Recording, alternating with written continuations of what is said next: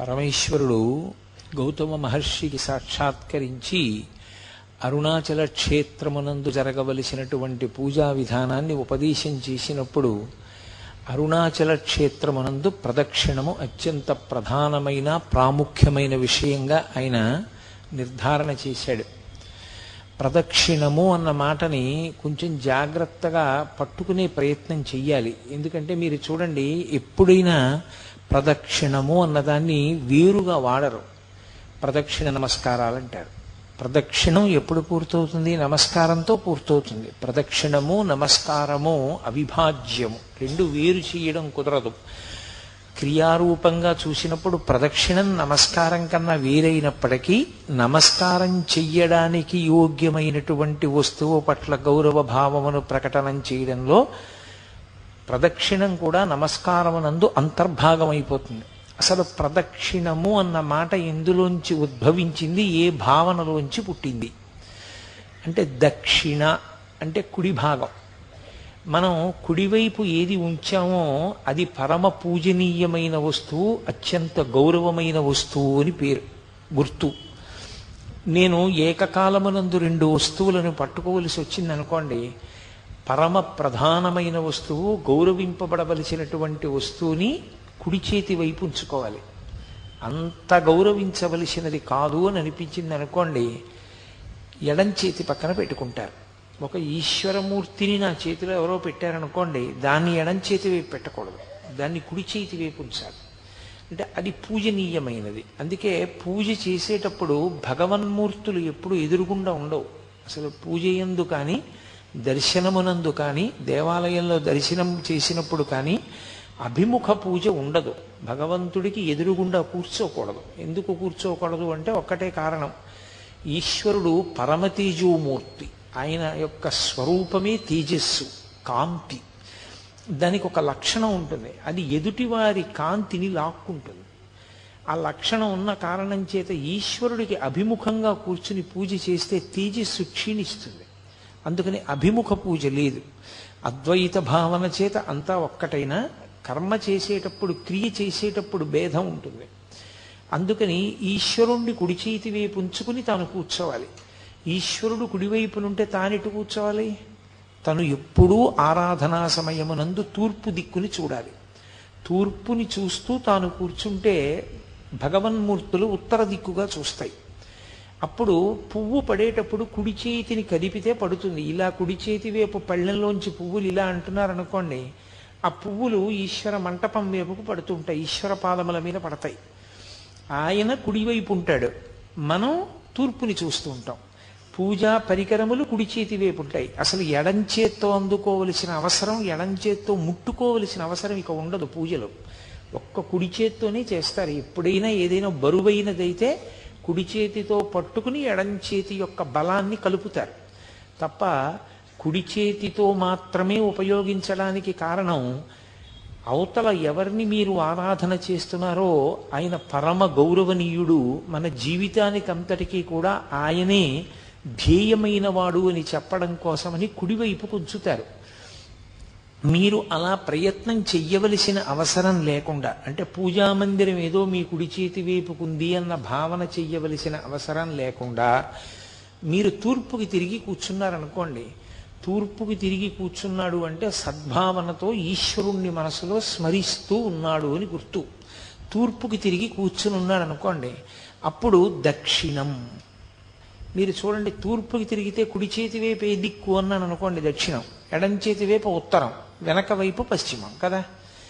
దక్షిణం అన్న మాట ఎక్కడి నుంచి వచ్చిందంటే, అలా కూర్చున్నటువంటి వాడి యొక్క కుడి చేతి వైపు హృదయం అంటారు. మనం సాధారణంగా గుండెకి పర్యాయపదంగా హృదయస్థానం ఏది అంటే ఎడం చేతి వైపు చూపిస్తాం. కానీ ఆధ్యాత్మ విద్యయందు హృదయము అన్నది పరమేశ్వరుని యొక్క స్థానము. ఆ హృదయము ఎటువైపు ఉంటుంది అంటే కుడివైపుకు అని నిర్ధారించారు. అందుకే భగవాన్ రమణులు తాబేటి బండ దగ్గర ఆయన ఒకసారి కూర్చుని ఉండగా ఆయనకి ఊపిరి ఆగిపోయింది. ఊపిరి ఆగిపోయి రక్త ప్రసారం అంతా ఆగిపోయింది, శరీరం అంతా నల్లగా అయిపోయి కొయ్యబారిపోయింది. పక్కన కూర్చున్న ఆయన గోలగోల పెట్టేశాడు, రమణ మహర్షి శరీరం వదిలిపెట్టేశాడు. రమణులు మాత్రం సాక్షిగా చూస్తున్నారు ఏమవుతోంది శరీరం అని. ఓ ఇది మృత్యువాత పడింది అని తెలుసుకున్నారు. తెలుసుకున్న తరువాత అహంస్ఫురణం మాత్రం ఇక్కడి నుంచి వస్తోంది. అహంస్ఫురణ అంటే ఈశ్వర స్థానంలోంచి ఉన్నాను అని చూస్తున్న భావన ఇక్కడి నుంచి వస్తోంది. ఒక్కసారి ఇటువైపు నుంచి ఒక కాంతి తీవ్రమైన వేగంతో ఎడం పక్కకి వెళ్ళింది. వెంటనే మళ్ళీ గుండె కదిలి రక్త ప్రసారం అయింది. ఆయన లేచారు. ఇప్పటికీ ప్రదక్షిణ మార్గంలో ఆ తాబేటి బండని చూస్తుంటారు. రమణ మహర్షికి ఎక్కడ ఈ అనుభవం కలిగిందో ఆ ప్రదేశానికి ఆ పెద్ద బండకి తాబేటి బండ అని పేరు. కాబట్టి కుడి చేతి వైపు హృదయస్థానం ఉంటుంది. ఆ హృదయస్థానము ఈశ్వర స్థానము. తూర్పుకి తిరిగి చూస్తున్నప్పుడు కుడి చేతి వైపుకి పరమేశ్వరుడు హృదయస్థానమునందున్నాడు. ప్రత్యేకంగా ఒక పూజా మందిరాన్నో ఒక మూర్తినో మీరు పెట్టవలసిన అవసరం లేదు. అలా పెట్టవలసిన అవసరం లేకుండానే పరమ పూజనీయుడైనటువంటి పరమాత్మ ఇక్కడే ఉంటాడు, కుడి చేతి వైపుకు ఉంటాడు. అందుకని దక్షిణం కుడివైపు అయింది. వామభాగం ఎడమ చేతి వైపుకు వచ్చింది. ఇప్పుడు ప్రదక్షిణం అంటే ఏది పరమ పూజనీయమైన ప్రదేశమో, ఏది అత్యంత గౌరవనీయమైనదో దానిని మీ కుడి చేతి వైపుకి ఉంచుకుని మీరు కదిలితే ప్రదక్షిణం అంటారు. ఎందుచేత కదిలేటప్పుడు మీరు తిరుగుతున్నప్పుడు అది మీ ఎడం చేతి పక్కకి ఎప్పుడూ రాకూడదు, అది మీ కుడి చేతి వైపునే ఉండాలి. ప్రదక్షిణం అన్న మాటకు అర్థం ఏంటంటే మీరు దాని యందున్నటువంటి అపార గౌరవము చేత మీరు మీ కదలికల యందు ఆ వస్తువు మీ కుడి చేతి వైపున మాత్రమే ఉండేటట్లుగా చూసుకుంటే మీరు ప్రదక్షిణం చేశారు అని పిలుస్తారు. ప్రదక్షిణానికి సంబంధించిన భావన తెలియకుండా, దాని గురించి అసలు ఏమీ తెలియకుండా ప్రదక్షిణం చేశారనుకోండి, అది తప్పని నేను అంటలేదు. కానీ అసలు భావన లేదనుకోండి, మనసులో ఏమీ లేదు, ఉత్తినే తిరుగుతున్నాడు. ఉత్తినే తిరిగితే ఏమవుతుంది? ఎక్కడ ఏం చెయ్యకూడదో అది చేస్తాడు, మాట్లాడతాడు మధ్యలో. ఎందుకు మాట్లాడతాడు? దాని గౌరవం తెలియదు, దాని పవిత్రత తెలియదు. తెలియనప్పుడు మాట్లాడతాడు. కాబట్టి అంత పూజనీయమైన వస్తువుని కుడి చేతి వైపు ఉంచుకుని తిరుగుతున్నప్పుడు మాట్లాడకూడదు మధ్యలో. ప్రదక్షిణం చేస్తూ మాట్లాడాడు అనుకోండి, అప్పుడు అది ప్రదక్షిణం అవ్వదు. అది అందరూ దేన్ని గౌరవిస్తున్నారో అదంత గౌరవనీయమైనదేమీ కాదు అని చెప్పినట్లు అవుతుంది. అందుచేత మాట్లాడకుండా తిరుగుతారు. మీరు ఒక దేవాలయానికి ప్రదక్షిణం చేశారు అంటే గుర్తు ఏమిటి? ఇక్కడ మొదలుపెట్టి ఇలా తిరిగి వచ్చాను అనుకోండి, ప్రదక్షిణం. నేను ఇలా తిరిగి వచ్చినా నా ఈ స్తంభం నా కుడి చేతి వైపుకే ఉంటుంది తప్ప ఎడం చేతి వైపుకి రాదు. అలా రాకుండా నేను చుట్టూ తిరిగి వస్తే ప్రదక్షిణం చేశాను అంటారు. అంటే నేను దాని చుట్టూ తిరిగినా అది మాత్రం నా ఎడమ వైపుకి రాకూడదు, కుడి చేతి వైపునే అది ఉండేటట్టు చూసుకోవాలి. అలా చేస్తే ప్రదక్షిణం. బాగుందండి, ఎందుకు చెప్పినట్టు మాకు ఇదంతా అని ఒక ప్రశ్న వెయ్యొచ్చు మీరు. ప్రదక్షిణం అన్నది ఎప్పుడు కుదురుతుంది? దానికి అంతటా వ్యాపించే లక్షణం లేకపోతేనే మీరు ప్రదక్షిణం చెయ్యగలరు. ఇప్పుడు ఇది ఉంది, ఈ స్తంభం ఇంతే ఉంది, ఇంతే ఉంది కాబట్టి నేను దీని చుట్టూ తిరుగుతాను. ఇది బ్రహ్మాండం అంతా ఆక్రమించింది అనుకోండి, నేను తిరగగలనా? నా వల్ల అవుతుందా తిరగడం? బ్రహ్మాండమంతా ఇది వ్యాపించేస్తే దీని చుట్టూ నేను ఎలా తిరగను? తిరగలేను నేను, నా సాధ్యం కాదు. ఇంకా శివుడికి మారుపేరు ఉంది, స్థాణుహు అని. స్థాణుహు అంటే కదలనివాడు అని. కదలనివాడు అంటే ఎందుకు కదలడు? జడత్వంతో కదలడా? కొంతమందిని చూడండి, ఏమిరా ఎంత చెప్పినా కదలవేరా, నువ్వు అలా కూర్చుంటావు, నీకేం జడత్వమా అంటారు. ఆయనకి జడత్వముండి కదలనివాడు కాదు, ఆయన కదలడానికి చోటు లేదు. ఎందుకని? నిన్ననే మీతో నేను మనవి చేశా, యజుర్వేదం ఒక మాట అంటుంది, బ్రహ్మాండ వ్యాప్త దేహ అని పిలిచింది ఆయన్ని. బ్రహ్మాండమంతా ఆయన శరీరమై నిండిపోయింది. అసలు నిజానికి శివతను అని అమ్మవారికి పేరు. అమ్మవారు ఈ బ్రహ్మాండములుగా ఉంటుంది, అది శివుడి శరీరం. అమ్మవారు పరమశివుని యొక్క శరీరమై ఉంటుంది, ఆ శరీరము ఈ బ్రహ్మాండము. ఈ బ్రహ్మాండమంతా శివుడైపోతే మీరు ఎలా ప్రదక్షిణం చేస్తారు నాకు చెప్పండి. అసలు ప్రదక్షిణం అన్న మాటకు అర్థం ఏమైనా ఉందా? ఇంకా ఎలా తిరుగుతారు? బ్రహ్మాండానికి చుట్టూ తిరగాలి అంటే బ్రహ్మాండానికి ఆవలి మీరు నిలబడాలి. బ్రహ్మాండానికి ఆవల నిలబడి ఏ ఆధారం మీద మీరు దాని చుట్టూ తిరుగుతారు? అప్పుడు ఇక అసలు గౌరవ ప్రకటనం అన్న మాట కానీ ప్రదక్షిణం అన్న మాట కానీ ఎలా సంభవం అవుతుంది? సంభవం కాదు. అంతటా నిండనివాడు పరమేశ్వరుడు కాడు. అంతటా నిండినవాడు పరమేశ్వరుడైతే మీకు ప్రదక్షిణం లేదు కాదు, అవునా కాదా? మీరు ప్రదక్షిణం చేశారంటే వాడు పరమేశ్వరుడు కాడు. ఎందుకని? వాడు అంతటా నిండి లేడు. మీరు ప్రదక్షిణం చేయలేకపోయారంటే వాడు పరమేశ్వరుడు, అంతటా నిండి ఉన్నాడు. మరి ప్రదక్షిణం మనం ఎలా చేస్తున్నాం?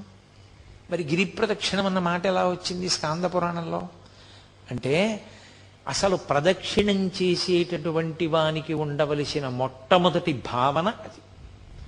ప్రదక్షిణం చేసేటప్పుడు రెండు చేతులు జోడించి నమస్కరించి ఒక భావన చేస్తారు.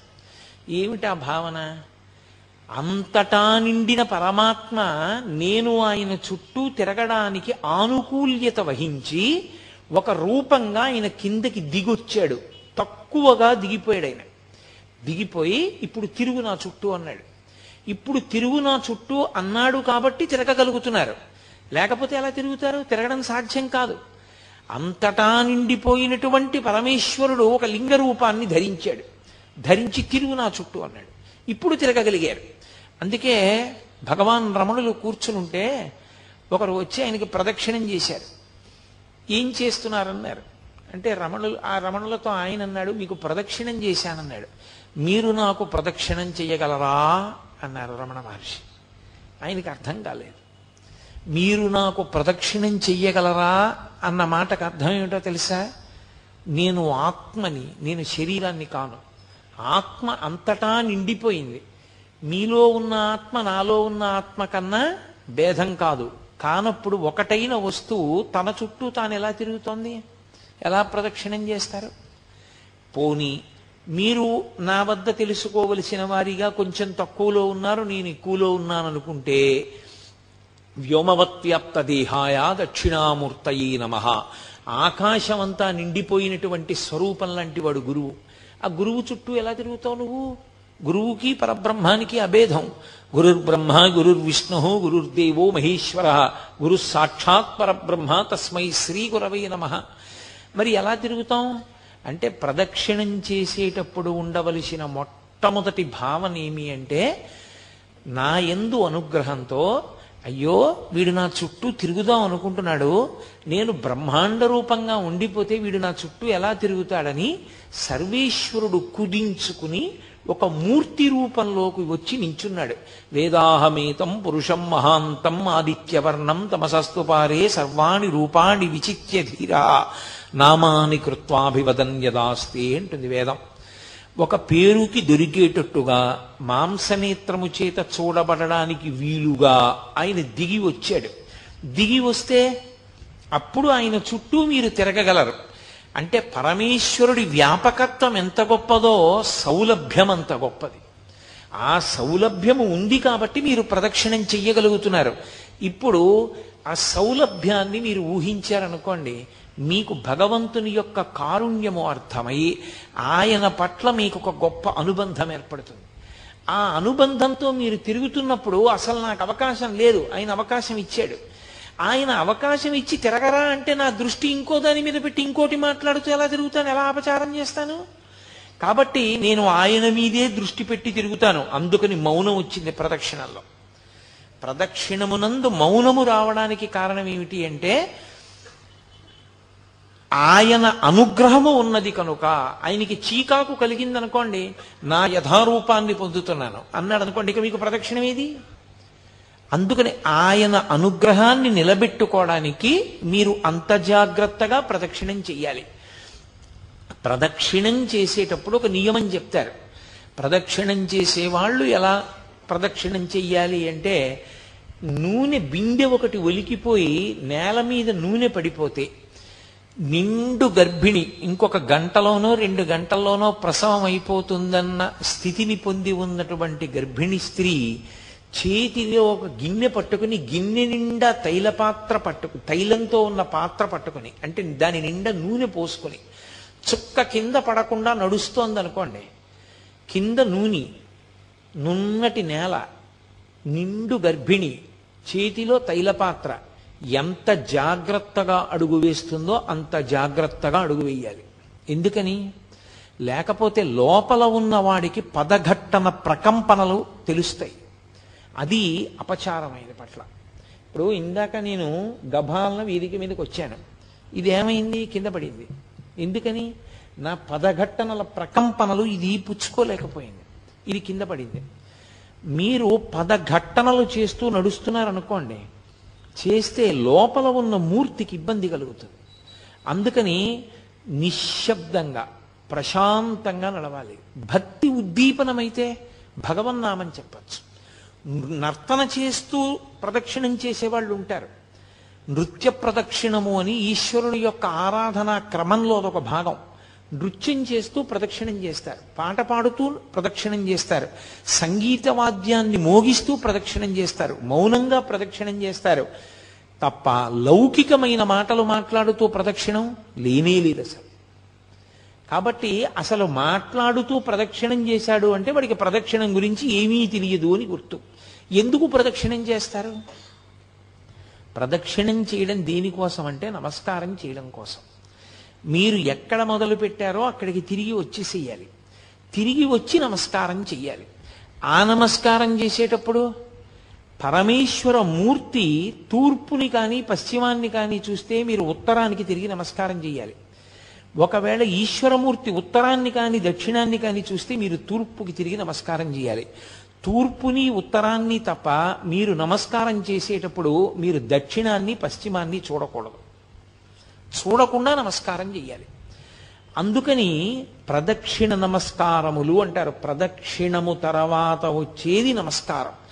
ఇది తత్వాన్ని మీరు బాగా పట్టుకోకపోతే ఎప్పుడు ఎక్కడికి వెళ్ళి ఏ ప్రదక్షిణం చెయ్యండి, ప్రదక్షిణమన్న మాట చేత అపరాధం చేస్తాడు తప్ప వాడు శాస్త్రవిహితమైనటువంటి ప్రదక్షిణ చెయ్యలేడు.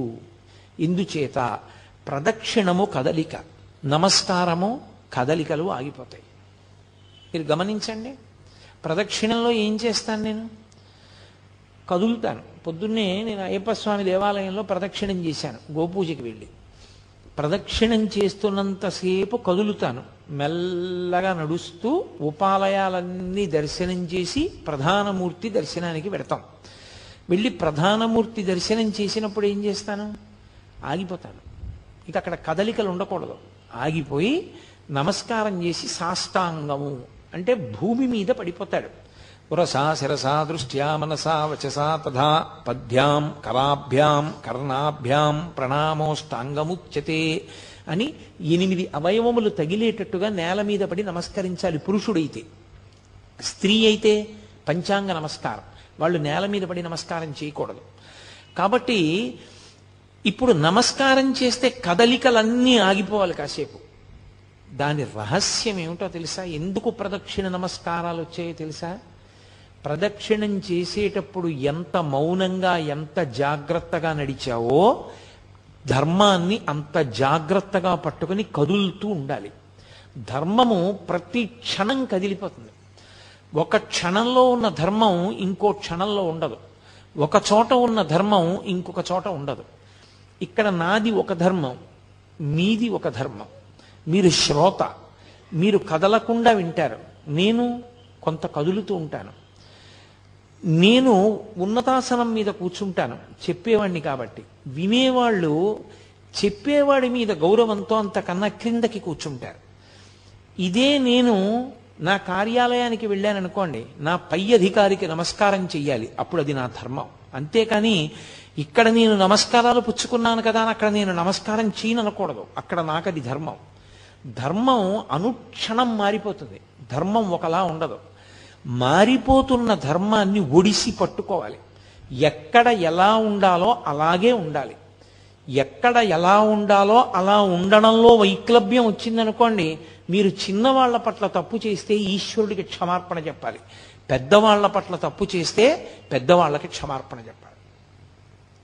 నా మాట మీరు బాగా పట్టుకున్నారో లేదో? నేను క్షమార్పణ రెండుగా విభాగం చేసి మాట్లాడాను. చిన్నవాళ్ల పట్ల దోషం చేస్తే నేను ఈశ్వరుడికి క్షమార్పణ చెప్పాలి, నా కూతురుతో నేను మాట్లాడేటప్పుడు నేను పొరపాటుగా మాట్లాడాను అనుకోండి, నేను అలా మాట్లాడకూడదు. కానీ నేను కొంచెం వ్యగ్రతతో మాట్లాడాను నా కూతురుతో కోపంగా, అది కన్నుల నీరు పెట్టుకుంది. నాన్నగారు కోపంగా మాట్లాడారమ్మా నన్ను అని.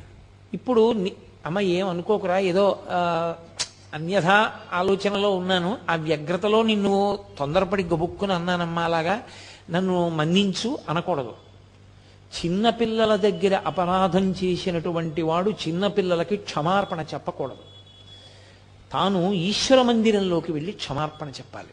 పరమేశ్వర, పొరపాటు చేశాను, నా కూతురు నా కడుపున పుట్టింది, దాని పట్ల వ్యగ్రతతో ఏదో కోపంతో ఇంటికి వచ్చి గభాలన ఏ పుస్తకమో కనపడలేదని దాన్ని నింద చేశాను, నువ్వే తీసి ఎక్కడో పడేసి ఉంటావని. పాపం దానికి తెలియదు, నేనే ఎక్కడ పెట్టానో గుర్తొచ్చింది, దాని మనసు కుందింది.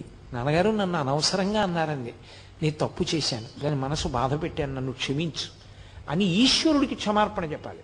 పెద్దవాళ్ల పట్ల అపచారం చేస్తే, నా కూతురు నా పట్ల అపచారం చేసింది అనుకోండి, దేవుడికి చెప్పడం కాదు, పూజామందిరంలోకి వెళ్ళి నాన్నగారండి క్షమించండి, నేను పొరపాటు చేశాను, నిజమే నేనే తీశాను ఆ పుస్తకం, నాన్నగారు తీయలేదు అన్నాను కానండి, మర్చిపోయాను, నేనే తీశాను, మీకు కనపడలేదు, మీరు ఇబ్బంది పడ్డారు, నన్ను క్షమించండి అని చెప్పాలి. ధర్మాన్ని ధర్మంగా పట్టుకోవాలి. అందుకే ధర్మం అంతా కదలిక. ధర్మమునందు కదిలి కదిలి కదిలి కదిలి ఎక్కడ ఆగిపోతాడంటే సత్యమునందు ఆగిపోతాడు. సత్యము మారదు. అన్ని వేళలా, అన్ని యుగములలో, అన్ని రోజులలో, అన్ని సంధ్యలలో మార్పు లేక, కదలిక లేక ఒక్కలా ఉండిపోయేటటువంటి పదార్థమునకు సత్యమని పేరు. ఆ సత్యము బ్రహ్మము, పరమేశ్వరుడు. సత్యం జ్ఞానమనంతం బ్రహ్మ. సత్యమే బ్రహ్మము, బ్రహ్మమే సత్యము. సత్యమునకు బ్రహ్మమునకు అభేదము. ఆ సత్యాన్ని చేరుకోవడానికి మీరు కదులుతూ ఉండాలి ధర్మం పట్టుకుని. ధర్మం పట్టుకుని కదిలి కదిలి సత్యమునందు ఆగిపోతారు. అదే ఈశ్వరుణ్ణి చేరిపోవడం. అందుకే ధర్మాన్ని ఎవడు పట్టుకున్నాడో వాడు సత్యాన్ని చేరిపోతాడు. ఎవడు ధర్మాన్ని వదిలేశాడో వాడు సత్యాన్ని చేరలేడు. కాబట్టి ప్రదక్షిణ నమస్కారము కదిలి కదిలి ఆగిపోవుట, పడిపోవుట. కదిలి కదిలి ఆగిపోవడం అంటే తిరిగి తిరిగి ఈశ్వరుణ్ణి చేరిపోవడం.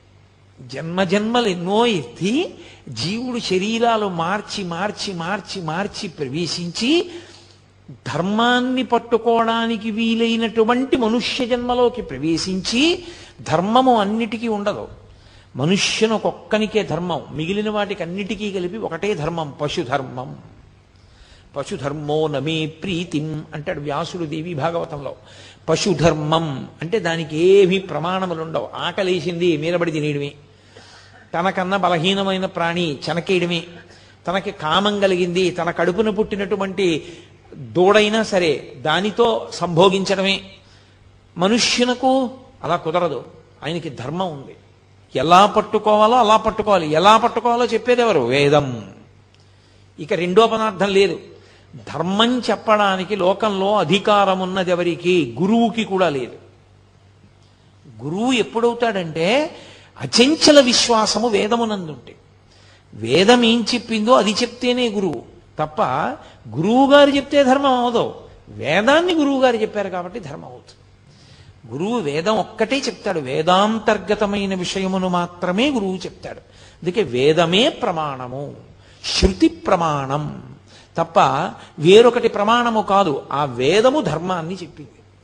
ఇదిగో ఈ తత్వాన్ని పట్టుకుంటే ముందు ప్రదక్షిణం చేయడానికి అధికారం వచ్చిందని గుర్తు. కాబట్టి శివుడు అన్నాడు గౌతమ మహర్షితో, అరుణాచలమునందు ప్రదక్షిణము గొప్పది. ఎందువల్ల? నేను స్థూల శివుడిగా ఉన్నాను ఇక్కడ, నేను ఒక కొండ రూపంలో ఉన్నాను. ఏమిటి అనుగ్రహం దానివల్ల అంటే, అసలు సామాన్యమైనటువంటి ఏ జీవి కూడా నన్ను చేరలేదు ఇక్కడ. నేను అగ్నిలింగాన్ని కాబట్టి పెద్ద పెద్ద స్ఫులింగములతో అంత పెద్ద అగ్నిహోత్రం జ్వలిస్తోంది అనుకోండి, మీరు పెడతారా నేను పెడతానా ప్రదక్షిణం చేయడానికి? ఎలా సాధ్యం? అసలు ఎవరు వెళ్ళరు. దాని మించి సెగొచ్చిందనుకోండి, గాలి, వేడి గాలి, మాడిపోతాడు. ఎవరు ప్రదక్షిణం చేయగలరు? చెయ్యలేరు. ఆయన ఏం చేశాడంటే ఆ శిలలలోకి లాగేశాడు ఆ అగ్నితత్వాన్ని. లాగి ఒక కొండలా కనపడేటట్టుగా దాని మీద ఓషధిలో పెరిగేటట్టుగా కూడా అనుగ్రహించాడు. ఒక కొండలా కనపడిన కారణం చేత మీరు పరమేశ్వర ప్రదక్షిణాన్ని చెయ్యగలరు. నా అనుగ్రహము చేత అగ్నిలింగమైన నేనే అరుణాచలంలోకి వచ్చేటప్పటికి ఒక పర్వత రూపాన్ని పొందాను.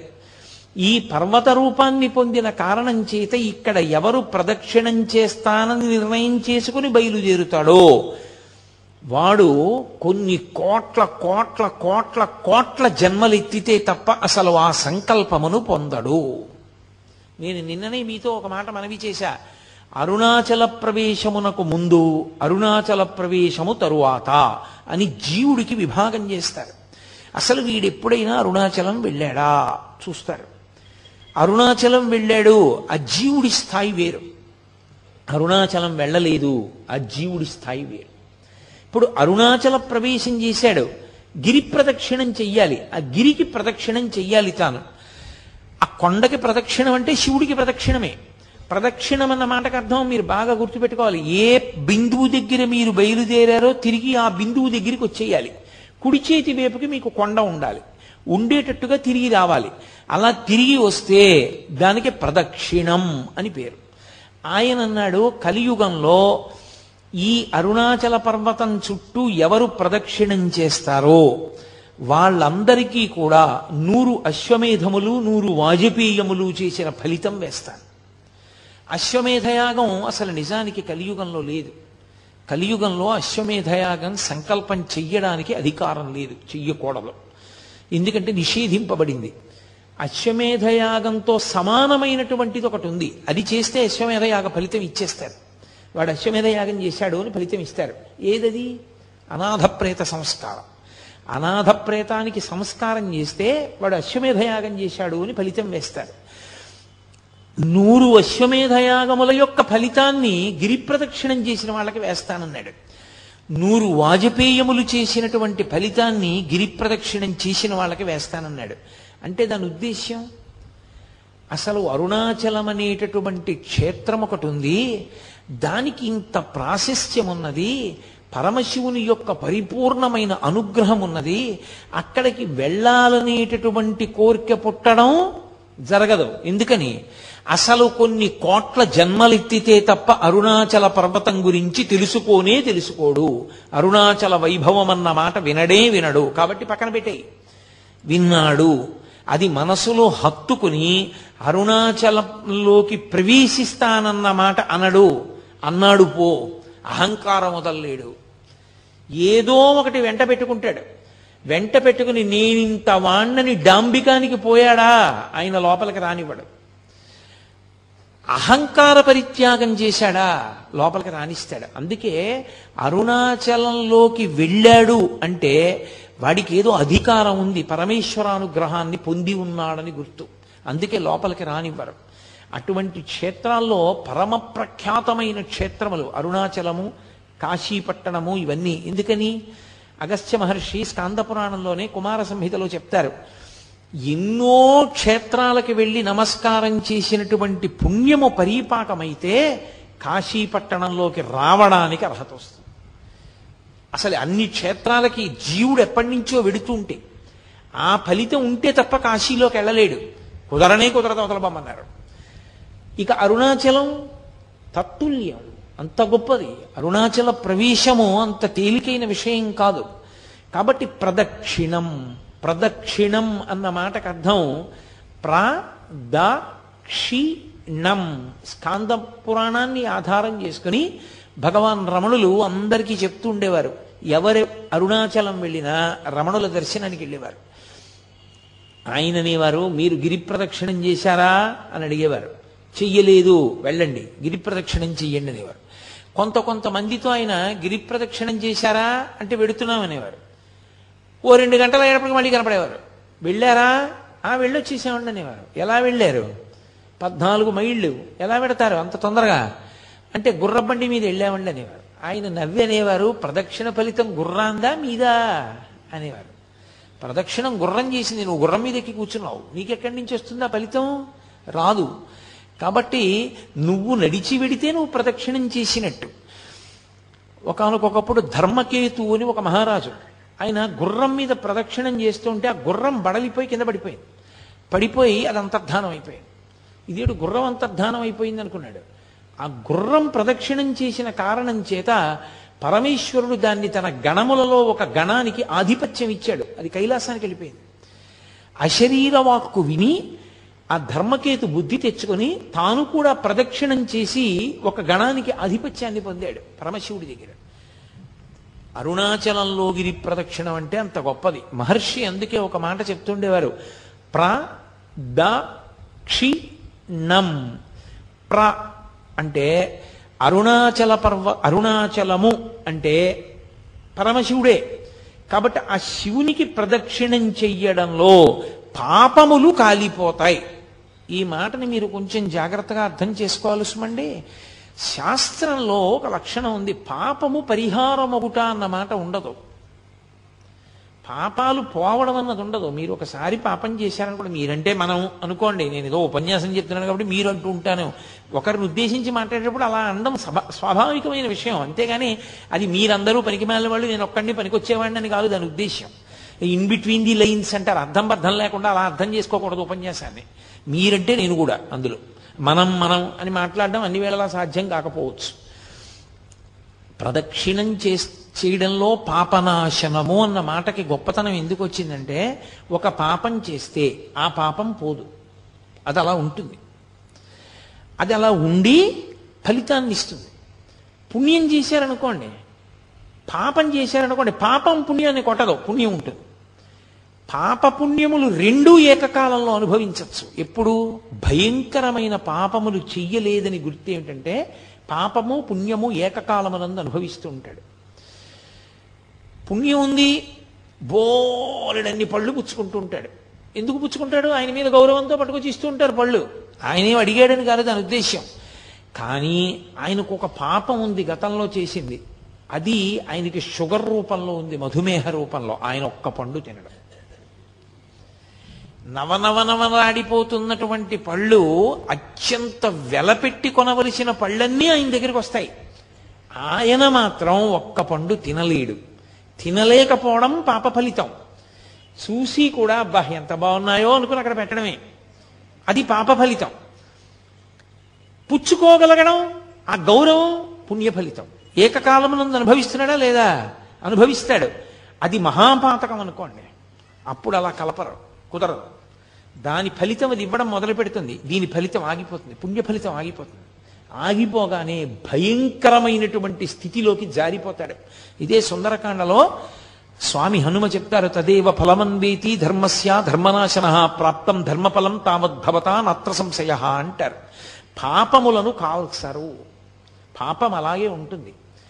విశేషమైనటువంటి ఈశ్వరానుగ్రహము కలిగినటువంటి ప్రదేశములలో ఈశ్వరుడే ప్రమాణం చేశాడనుకోండి, నేను కాల్చేస్తానన్నాడు అనుకోండి, అప్పుడు కాల్చేస్తాడు, అప్పుడు తీస్తాడు. అది జీవుడికి పరమ అదృష్టం. అది ఎలా పోతుందండి? అలా కుదరదు. అలా ఎలా పోతాయి? చేసిన పాపాలేం పోవు, పట్టుకుని ఉంటాయి అలాగా. ఆ పాపములను కాలుస్తారు. ఎప్పుడు? అరుణాచలంలో గిరి ప్రదక్షిణానికి వెళ్ళినటువంటి వాడికి. ఎలా ప్రదక్షిణం? నేను ఇందాక చెప్పినట్టు ప్రదక్షిణం చేస్తే, భగవన్నామం చెప్తూ వెడితే, నృత్యం చేస్తూ వెడితే, మహానుభావులు 1000 కన్నా ఎక్కువ మార్లు అరుణాచలానికి శరీరాన్ని నేల మీద పడేసి దొర్లిస్తూ పొర్లు దండాలు పెడుతూ ప్రదక్షిణాలు చేసిన వాళ్ళు ఉన్నారు. అంత గౌరవంతో ఆ పర్వతానికి పరమశివస్వరూపంగా ప్రదక్షిణం చేశారు. కాబట్టి అలా ప్రదక్షిణం చెయ్యడానికి నువ్వు ఉపక్రమించి ప్రదక్షిణం చేస్తే పాపములు కాలిపోతాయి. పాపము ప్రతిబంధక స్వరూపం. ఏదైనా ఒక కోరిక తీరకపోవడానికి కారణం ఏమిటంటే పాపమే ప్రతిబంధకంగా అడ్డొస్తుంది. ఇప్పుడు చూడండి, కొంతమంది కాశీ వెడదాం అనుకుంటారు, పాపం అన్నీ సిద్ధం చేసుకుంటాడు, ఇంకా రేపు కాశీ వెడదామనగా ఇవాళ ఏదో ప్రతిబంధకం వస్తుంది, వాడికి దాంట్లోంచి బయటికి రాలేడు, అందులో కాశీ ప్రయాణం ఆపేసుకుంటాడు.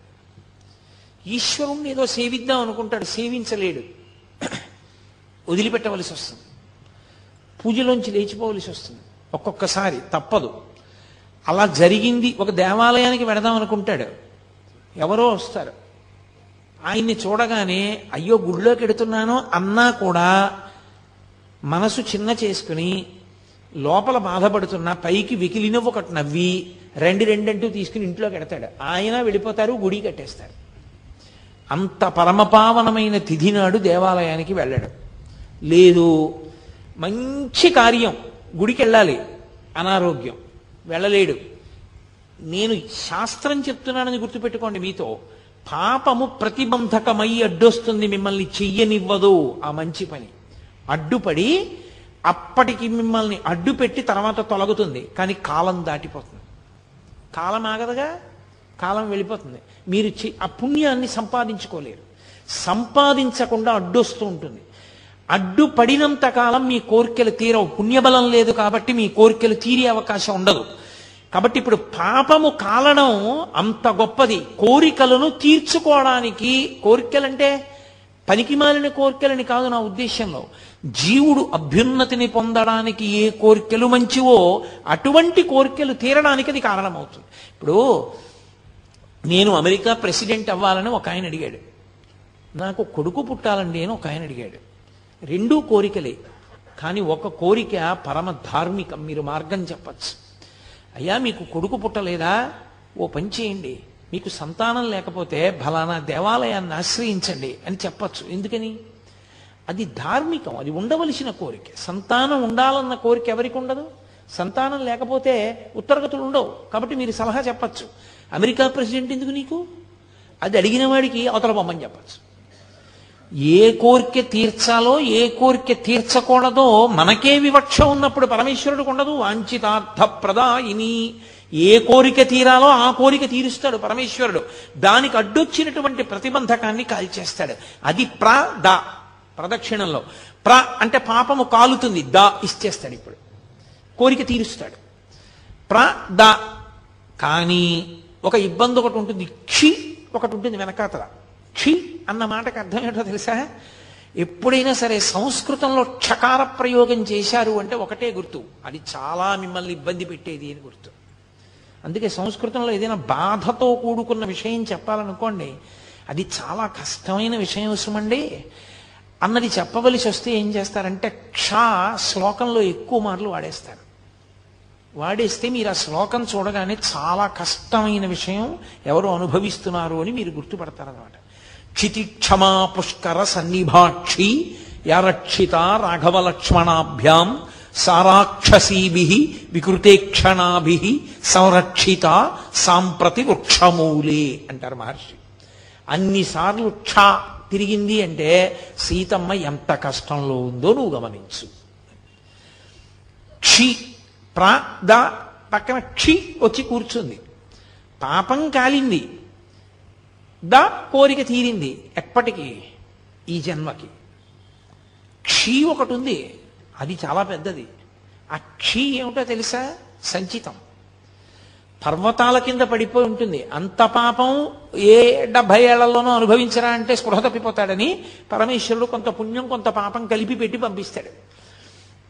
ఈ వలన ఏమవుతుందంటే వాసనాబలం ఉండి ఏ చిన్న పని చేయనివ్వండి ఫలితం అపేక్షిస్తాడు. నాకు ఈ కోరిక తీరాలండి, అందుకు నేను ఇచ్చేస్తున్నానంటాడు.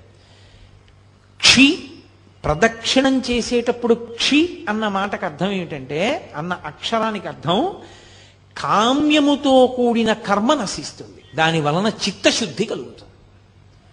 కామ్యముతో కూడిన కర్మ అంటే ఏ పని చేసినా నాకేదో రావాలి.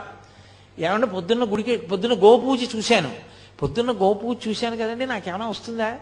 వెంటనే ఓ 10 రూపాయలు కలిసి వచ్చేస్తాయా అని అడిగాను అనుకోండి, ఏమవుతుంది? 10 రూపాయలు ఇచ్చేశారు, పరమేశ్వరుడు 10 రూపాయలు అలాగో అలా కలిసి వచ్చేటట్టు చేశాడు.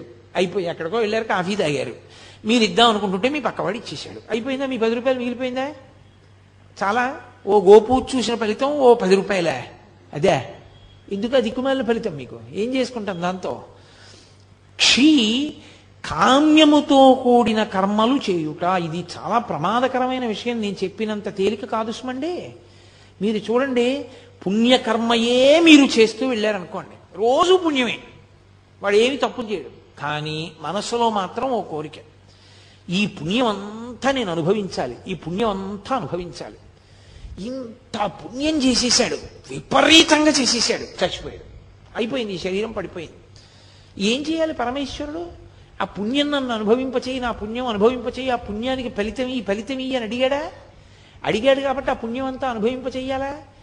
ఇప్పుడు అనుభవింపచేయడానికి ఆయన ఏం చేస్తాడంటే మిమ్మల్ని ఓ చక్రవర్తిని చేస్తాడు. ఓ 20 ఏళ్ళో 30 ఏళ్ళో చక్రవర్తిత్వం. బయటికి వస్తే వందిమాగదులు, పల్లకీలు, అంతఃపురాలు, భద్రగజాలు, విపరీతమైనటువంటి పేరు, ఐశ్వర్యం. ఇదంతా ఎక్కడిది?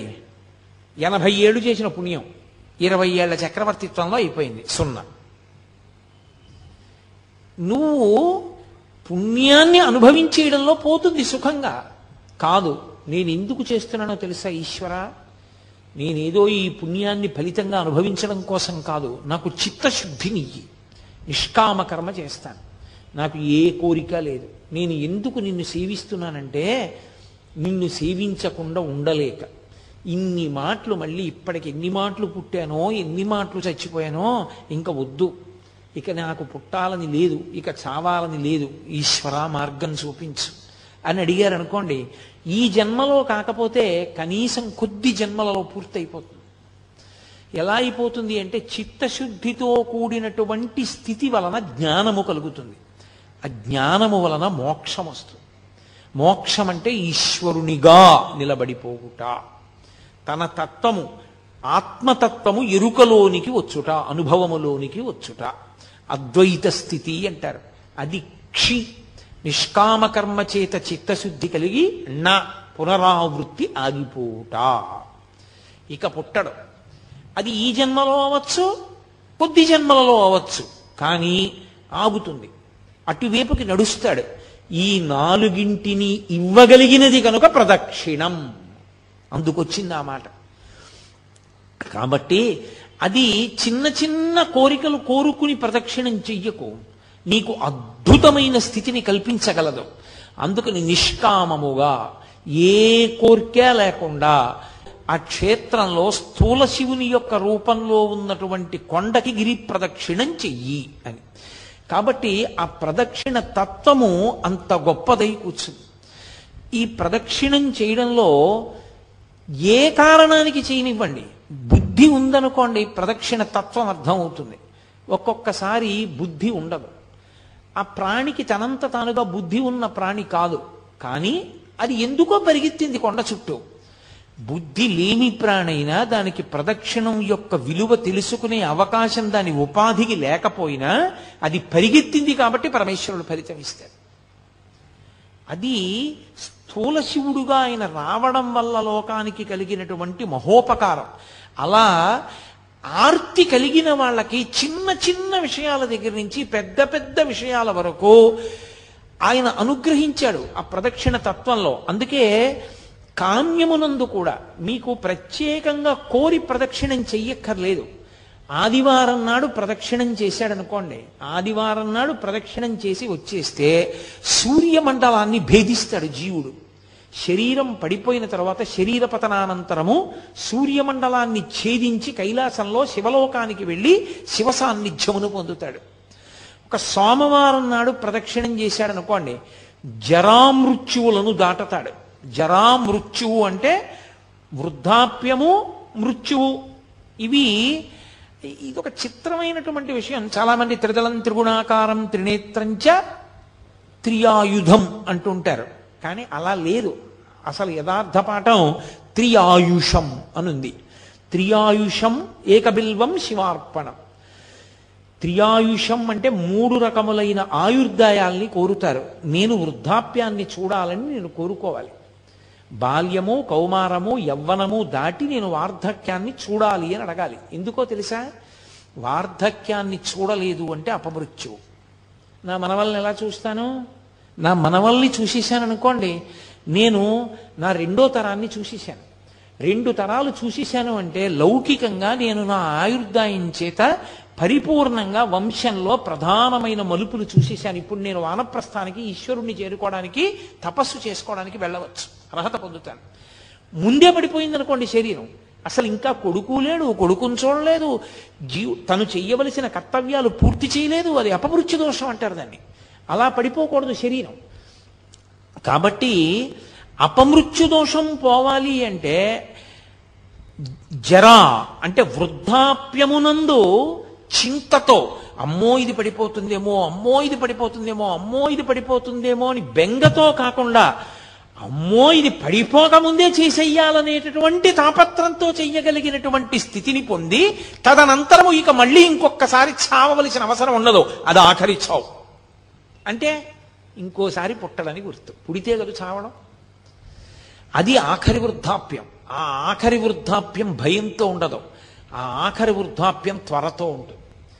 ఓ జుట్టు తెల్లబడిపోతోంది, 60 వచ్చేసాయి, చేసేయాలి గబగబా మంచి కార్యక్రమాలన్నీ. ఈపాటి ఓపిక ఉండగా సంధిబంధములు సడలిపోకముందే ఈశ్వరారాధన చేసేయాలి, ఈశ్వరుడిచ్చిన సమయాన్ని సాధ్యమైనంత వెచ్చించేయాలి అని త్వర కలిగి భగవదారాధన యందు మగ్నుడవుతాడు. మగ్నుడై ఆ భావనతో భావనతో భావనతో భావనతో ఉన్న కారణం చేత శరీరం పడిపోతున్నప్పుడు కూడా పటికి బెల్లం తిన్న నోరులా ఆ పారవస్యంతో పడిపోతాడు. పడిపోయిన కారణం చేత భగవంతుని యొక్క స్మరణలతోనే వెళ్ళిపోయాడు కాబట్టి ఇక మళ్ళీ రాడు కాబట్టి ఇక ఇంకొకసారి చావడు, ఇంకొకసారి పుట్టుక లేదు, ఇంకొకసారి మరణము లేదు. అందుకని జరామరణములను దాటాలి అంటే సోమవారం నాడు ప్రదక్షిణం చేయాలి. నువ్వు వేరే ఏమీ అడగక్కర్లేదు. ఏ రోజు ప్రదక్షిణం చేసినా ఫలితమే. ఈ కాలమా ఆ కాలమా అలా ఏం లేదు. మంగళవారం నాడు ప్రదక్షిణం చేస్తే సార్వభౌమత్వము. అయితే నేను ఇక్కడ మీకు ఒక మాట చెప్పవలసి ఉంటుంది. స్వయంగా భగవాన్ రమణులే చెప్పిన మాట. అరుణాచలంలో అరుణగిరికి ప్రదక్షిణానికి మంగళవారము శ్రేష్టము, చాలా మంచిది. మంగళవారం నాడు గిరి ప్రదక్షిణం చేస్తే ఎందుకో తెలుసా? అది అగ్ని కొండ, పావకి సుబ్రహ్మణ్య తత్వం, అది సుబ్రహ్మణ్య క్షేత్రం, శివానుగ్రహం. అక్కడ మంగళవారం నాడు ఉదయం కుజహోర ఉంటుంది. కుజుని యొక్క శక్తిని తగ్గించగలిగిన వాడు సుబ్రహ్మణ్యుడు. మంగళవారం సుబ్రహ్మణ్యానుగ్రహాన్ని ప్రోధి చేస్తుంది. అందుకే మంగళవారం నాడు ప్రదక్షిణం చాలా గొప్పది. సూరి నాగమ్మ గారు ప్రతి మంగళవారం గిరి ప్రదక్షిణానికి వెళ్ళేవారు. అప్పుడు మంగళవారం నాడు ప్రదక్షిణం చేసిన వాడు సార్వభౌముడవుతాడు. సార్వభౌముడవుతాడు అన్న మాటకు అర్థం చక్రవర్తి అంటే రాజ్య పరిపాలనే అనుకోక్కర్లేదు. భక్తి సార్వభౌముడు కావచ్చు, వైరాగ్య సార్వభౌముడు కావచ్చు, జ్ఞాన సార్వభౌముడు కావచ్చు. కాబట్టి మంగళవారం నాటి ప్రదక్షిణం సార్వభౌమత్వాన్ని ఇస్తుంది. బుధవారం నాడు గిరి ప్రదక్షిణం చేసినటువంటి వాడికి అపారమైనటువంటి పాండిత్యం అబ్బుతుంది. పాండిత్యం అంటే ఏవో కొన్ని పద్యాలు కొన్ని శ్లోకాలు చెప్పడం అనుకుంటున్నారేమో, కాదు. పండాహ అంటే భగవంతుని యొక్క జ్ఞానము కలుగుట. భగవద్జ్ఞానము కలగాలి అంటే తనంత తానుగా లోపల పొటమరించాలి అంటే బుధవారం నాడు ప్రదక్షిణం చెయ్యాలి. గురువారం నాడు నియమంగా అరుణాచలానికి ప్రదక్షిణం చేసిన వాడు లోకగురువు అవుతాడు. అంటే జగద్గురు స్థానాన్ని పొందుతాడు. అంతటి మహానుభావుడు అవుతాడు. అంటే బహుశః లోకం కోసం పుట్టిన కారణజన్ముడే తప్ప కర్మ అనుభవించడానికి పుట్టిన జన్మ కాదది. అటువంటి స్థితిని పొందుతాడు. శంకర భగవత్పాదులు, ఒక చంద్రశేఖరేంద్ర సరస్వతి మహాస్వామి వారు, ఒక చంద్రశేఖర భారతీ మహాస్వామి వారు, నృసింహ భారతీ మహాస్వామి వారు, వీళ్ళందరినీ జగద్గురువులు అంటారు. ఆ జగద్గురు స్థానాన్ని అలంకరిస్తాడు. అది గురువారం నాడు జరిగేటటువంటిది. ఇక శుక్రవారం నాడు అపార సంపత్తి, ఇహమునందు విశేషమైనటువంటి ఐశ్వర్యాన్ని పొంది అంత్యమునందు విష్ణుపథాన్ని పొందుతాడు. విష్ణుపథం అంటే వైకుంఠం, వైకుంఠాన్ని పొందుతాడు. అది శుక్రవార ప్రదక్షిణ. శుక్రవార ప్రదక్షిణంలో సంపత్తి అన్న మాట నేను వాడినప్పుడు ఎంత డబ్బు వస్తుందండి అని నన్ను అడక్కండి. సంపత్తి అన్న మాటకు అర్థం ఏమిటో తెలుసా? తృప్తి. నాకున్న దాంతో నేను తృప్తిగా ఉండడమే ఐశ్వర్యం. ఐశ్వర్యము అన్న మాటకు అర్థం ఏవో ఉంటే సంతోషం అయితే నీ జన్మలో సంతోషం అన్న మాటకు అర్థమే ఉండదు. ఎన్ని తెచ్చి నీ దగ్గర పెట్టినా నీకు ఇంకా లేనిదోటి ఉంది. నీకు ఏది ఉందో దాన్ని చూసుకుని మురిసిపోవడం నీకు అలవాటైతే నిన్ను మించిన ఐశ్వర్యవంతుడు ప్రపంచంలో లేడు. కౌపీనవంత కలు భాగ్యవంత అంటారు శంకరాచార్యుల వారు. గోచీ పెట్టుకున్నవాడంత ఐశ్వర్యవంతుడు ఎక్కడున్నాడన్నారు. అన్నీ వదిలి ఇది చాలని వాడు సంతోషంగా గోచీ పెట్టుకు తిరుగుతున్నాడు. ఇన్ని పట్టు పీతాంబరాలు కట్టుకున్నా ఏదో లేదని వీడు ఏడుస్తూనే ఉన్నాడు. అందుకే చక్రవర్తులు కూడా అన్నీ విడిచిపెట్టిన ఋషుల ఆశ్రమానికి వెళ్ళి కూర్చుని శాంతి పొందేవారు. వాళ్ళు అన్ని విడిచిపెట్టి శాంతి పొందారు. అన్ని ఉండి అశాంతిలో వీడుంటాడు. శాంతి ఐశ్వర్యం. అందుకే మనకి సనాతన ధర్మంలో ఏం చేసినా ఓం శాంతి శాంతి శాంతి అని పూర్తి చేస్తారు. శాంతిని మించిన పరమైశ్వర్యం, తృప్తిని మించిన పరమైశ్వర్యం లోకంలో ఇంకోటి లేదు. నాకు ఈశ్వరుడు ఇది ఇవ్వలేదని ఏడిచేవాళ్ళు చాలా మంది ఉంటారు. నాకు ఈశ్వరుడు ఏమివ్వలేదని అడిగేవాడు కోట్ల కోట్ల మందిలో ఒక్కడే ఉంటాడు. అలా అడగగలగాలి అంటే వాడు నిత్యతృప్తుడై ఉండాలి. వాడు బ్రాహ్మణుడు. వాణ్ణి మించిన బ్రాహ్మణుడు లేడు. అందుకే వ్యాసుడు దేవి భాగవతం చెప్తూ పరమేశ్వరుడు కూడా ఎవరి పాదములకు నమస్కరిస్తాడని అడిగాడు. అడిగి సంతోషోహి ద్విజన్మనాం, నాకు ఇది కావాలన్న కోరిక మనసులో లేకుండా, ఎప్పుడు నాకు అసలు ఏం లేదన్న దాని మీద దృష్టి లేకుండా, నాకు ఈశ్వరుడు ఏమివ్వలేదని మురిసిపోయేవాడు ఎవడున్నాడో అటువంటి బ్రాహ్మణుడి పాదములు కడిగి ఆయన పాదములకు నేను నమస్కారం చేస్తానన్నాడు పరమేశ్వరుడు. కాబట్టి యతీనాం భూషణం జ్ఞానం సంతోషోహి ద్విజన్మనాం ఉద్యమం శత్రుహననం భూషణం భూతిమిచ్చతాం అన్నాడు ఆయన. కాబట్టి అది ఐశ్వర్యం అంటే. కాబట్టి ఇహమునందు సంపత్తి, విష్ణు పథమునందు స్థానము. శుక్రవారం నాడు ఆ గిరికి ప్రదక్షిణం. అలాగే శనివారం నాడు చేస్తే గ్రహపీడా విముక్తి. మీరు ఒక్క మాట చాలా జాగ్రత్తగా జ్ఞాపకం పెట్టుకోవాలి. గ్రహపీడా విముక్తి అన్న మాటకు అర్థం ఏమిటో తెలుసా అండి? ఆ గ్రహం మిమ్మల్ని బాధించడం మానేస్తుంది అని కాదు. మరి ఇంకెందుకండి గ్రహపీడా విముక్తి అని మీరు నన్ను అడగచ్చు. గ్రహములకు ఈశ్వరత్వము లేదు. గ్రహములకు ఈశ్వరత్వం లేదు. అందుకే నేను మీతో ఒక మాట చెప్తాను. ఒక దేవాలయంలో అనేకమైన దేవతామూర్తులు, నవగ్రహ మంటపం, గోపూజ జరుగుతున్నాయి అనుకోండి. మీరు ఏదైనా మరిచిపోవచ్చేమో కానీ గోవుకి ప్రదక్షిణం చేయకుండా మీరు వెళ్ళకూడదు. ఒక దేవాలయానికి ఎదురుగుండా ఒక ఆవు మేస్తోంది అనుకోండి, మీరు గుళ్ళోకి వెళ్ళడం ముఖ్యమా, ఆ గోవుకి ప్రదక్షిణం చేయడం ముఖ్యమా అంటే గుళ్ళోకి వెళ్ళడం కన్నా గో ప్రదక్షిణం ముఖ్యం. మీరు గుళ్ళోకి వెళ్ళి గోవును వదిలేసి వెళ్ళారనుకోండి, ఈశ్వరుడు కూడా అనుగ్రహించడు. గో ప్రదక్షిణమే గొప్పది. దిలీప చక్రవర్తి వృత్తాంతం లేదు? గోవును దాటిడితే ఏమయ్యాడు? గోవుకి ప్రదక్షిణం చెయ్యాలి. నవగ్రహ మంటపానికి ప్రదక్షిణం వదిలేశారనుకోండి, ఉపద్రవం రాదు. ఎందుకో తెలుసా? గ్రహములకు ఈశ్వరత్వము లేదు. కొంతమంది పొరపాటున శనీశ్వరుడు అంటుంటారు. శనీశ్వరుడు అన్న మాట లేదు. శనైశ్చరుడు. శనైహి చరహ. మెల్లగా మెల్లగా నడుస్తాడు ఆయన. అందుకని ఆయనకి శనైశ్చరుడు తప్ప శనీశ్వరుడు లేదు. అసలు గ్రహములకు ఈశ్వరత్వము లేదు. ఈశ్వరత్వము లేదు అన్న మాటకు అర్థం ఏంటో తెలుసా? ఆయన గుమాస్తాయే కానీ అధికారి కాడు. గుమాస్తా గారు వద్దు, ఈయనకి 2 ఎకరాల పొలం ఇవ్వకూడదు అని రాశాడు. కలెక్టర్ గారు ఫైల్ చూసి అక్కర్లేదు, ఇతనికి ఇవ్వచ్చు, పేదవాడు పాపం, ఇతనికి ఇవ్వడానికి తగిన కారణాలు నాకు కనపడుతున్నాయి కాబట్టి 2 ఎకరాలు ఫలానా చోటు ఇతనికి ఇవ్వండి అని రాశాడు. గుమాస్తా మాట నెగ్గుతుందా? గ్రహబాధ విముక్తి అన్న మాటకు అర్థం ఏమిటో తెలుసా? గ్రహముల యొక్క పీడ కింది స్థాయికి వెళ్ళిపోతుంది. ఈశ్వరుడు పిలిచి అంటాడు, వాడిని నువ్వు బాధ పెట్టడానికి వీలు లేదు. ఇప్పుడు పాము కరవాలి వాణ్ణి చీమ కరుస్తుంది. అంటే గ్రహం ఈశ్వరుడి మాటని బట్టి బాధించడంలో కింది స్థాయికి వెళ్ళిపోతుంది. అప్పుడు అసలు మిమ్మల్ని బాధించినట్టు ఉండదు. పాము కరిస్తే పడినటువంటి బాధ వలన పోవలసిన పాపం చీమ కరిచిన బాధని పాము కరిచిన బాధతో సరిపెట్టి పోగొడతారు. కొంతమందిని చూడండి, కారాగారంలోంచి సత్ప్రవర్తన వలన విడుదల చేసేసామంటారు. మనం ఎన్నుకున్న ప్రభుత్వానికే అంత అధికారం ఉంటే పరమేశ్వరుడికి గ్రహములను ఆదేశించడానికి అధికారం ఉండదని మీరు ఎలా అనుకుంటున్నారు? అది గ్రహపీడా విముక్తి అంటారు దాన్ని. అది శనివార ప్రదక్షిణం చేత కలుగుతుంది. కాబట్టి అసలు అరుణాచలానికి వెళ్ళి గిరి ప్రదక్షిణం చేసినటువంటి వాడికి పరమశివుడు గౌతమ మహర్షితో చెప్పిన మాట ఏమిటో తెలుసా? వాడికి ఆయనము, రోజు, ఋతువు, తిథి, నక్షత్రము, వారముతో సంబంధము లేదు ఎప్పుడైనా సరే.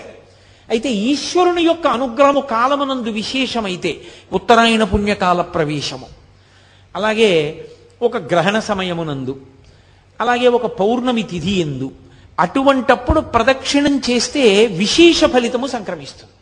అది ఒక్కసారి చేసిన అనేక పర్యాయములు చేసిన దానితో సమానమవుతుంది. అది కాలమునందు వచ్చేటటువంటి ఫలితం. ఒక్కొక్క దేశము ఒక్కొక్క కాలము విశేష ఫలితాన్ని ఇస్తాయి. ఎందుకని? మీరు కాశీలో చేసినటువంటి అన్నదానానికి కాకినాడలో చేసిన అన్నదానానికి ఖచ్చితంగా తేడా ఉంటుంది. కాశీయే. కాశీపట్టణంలో అన్నదానంది ఒకడికి మీరు పెట్టిన అన్నం 1,000,000 మందికి పెట్టినట్టు, కాకినాడలో ఒకరికి పెట్టింది ఒకరికి పెట్టినట్టు.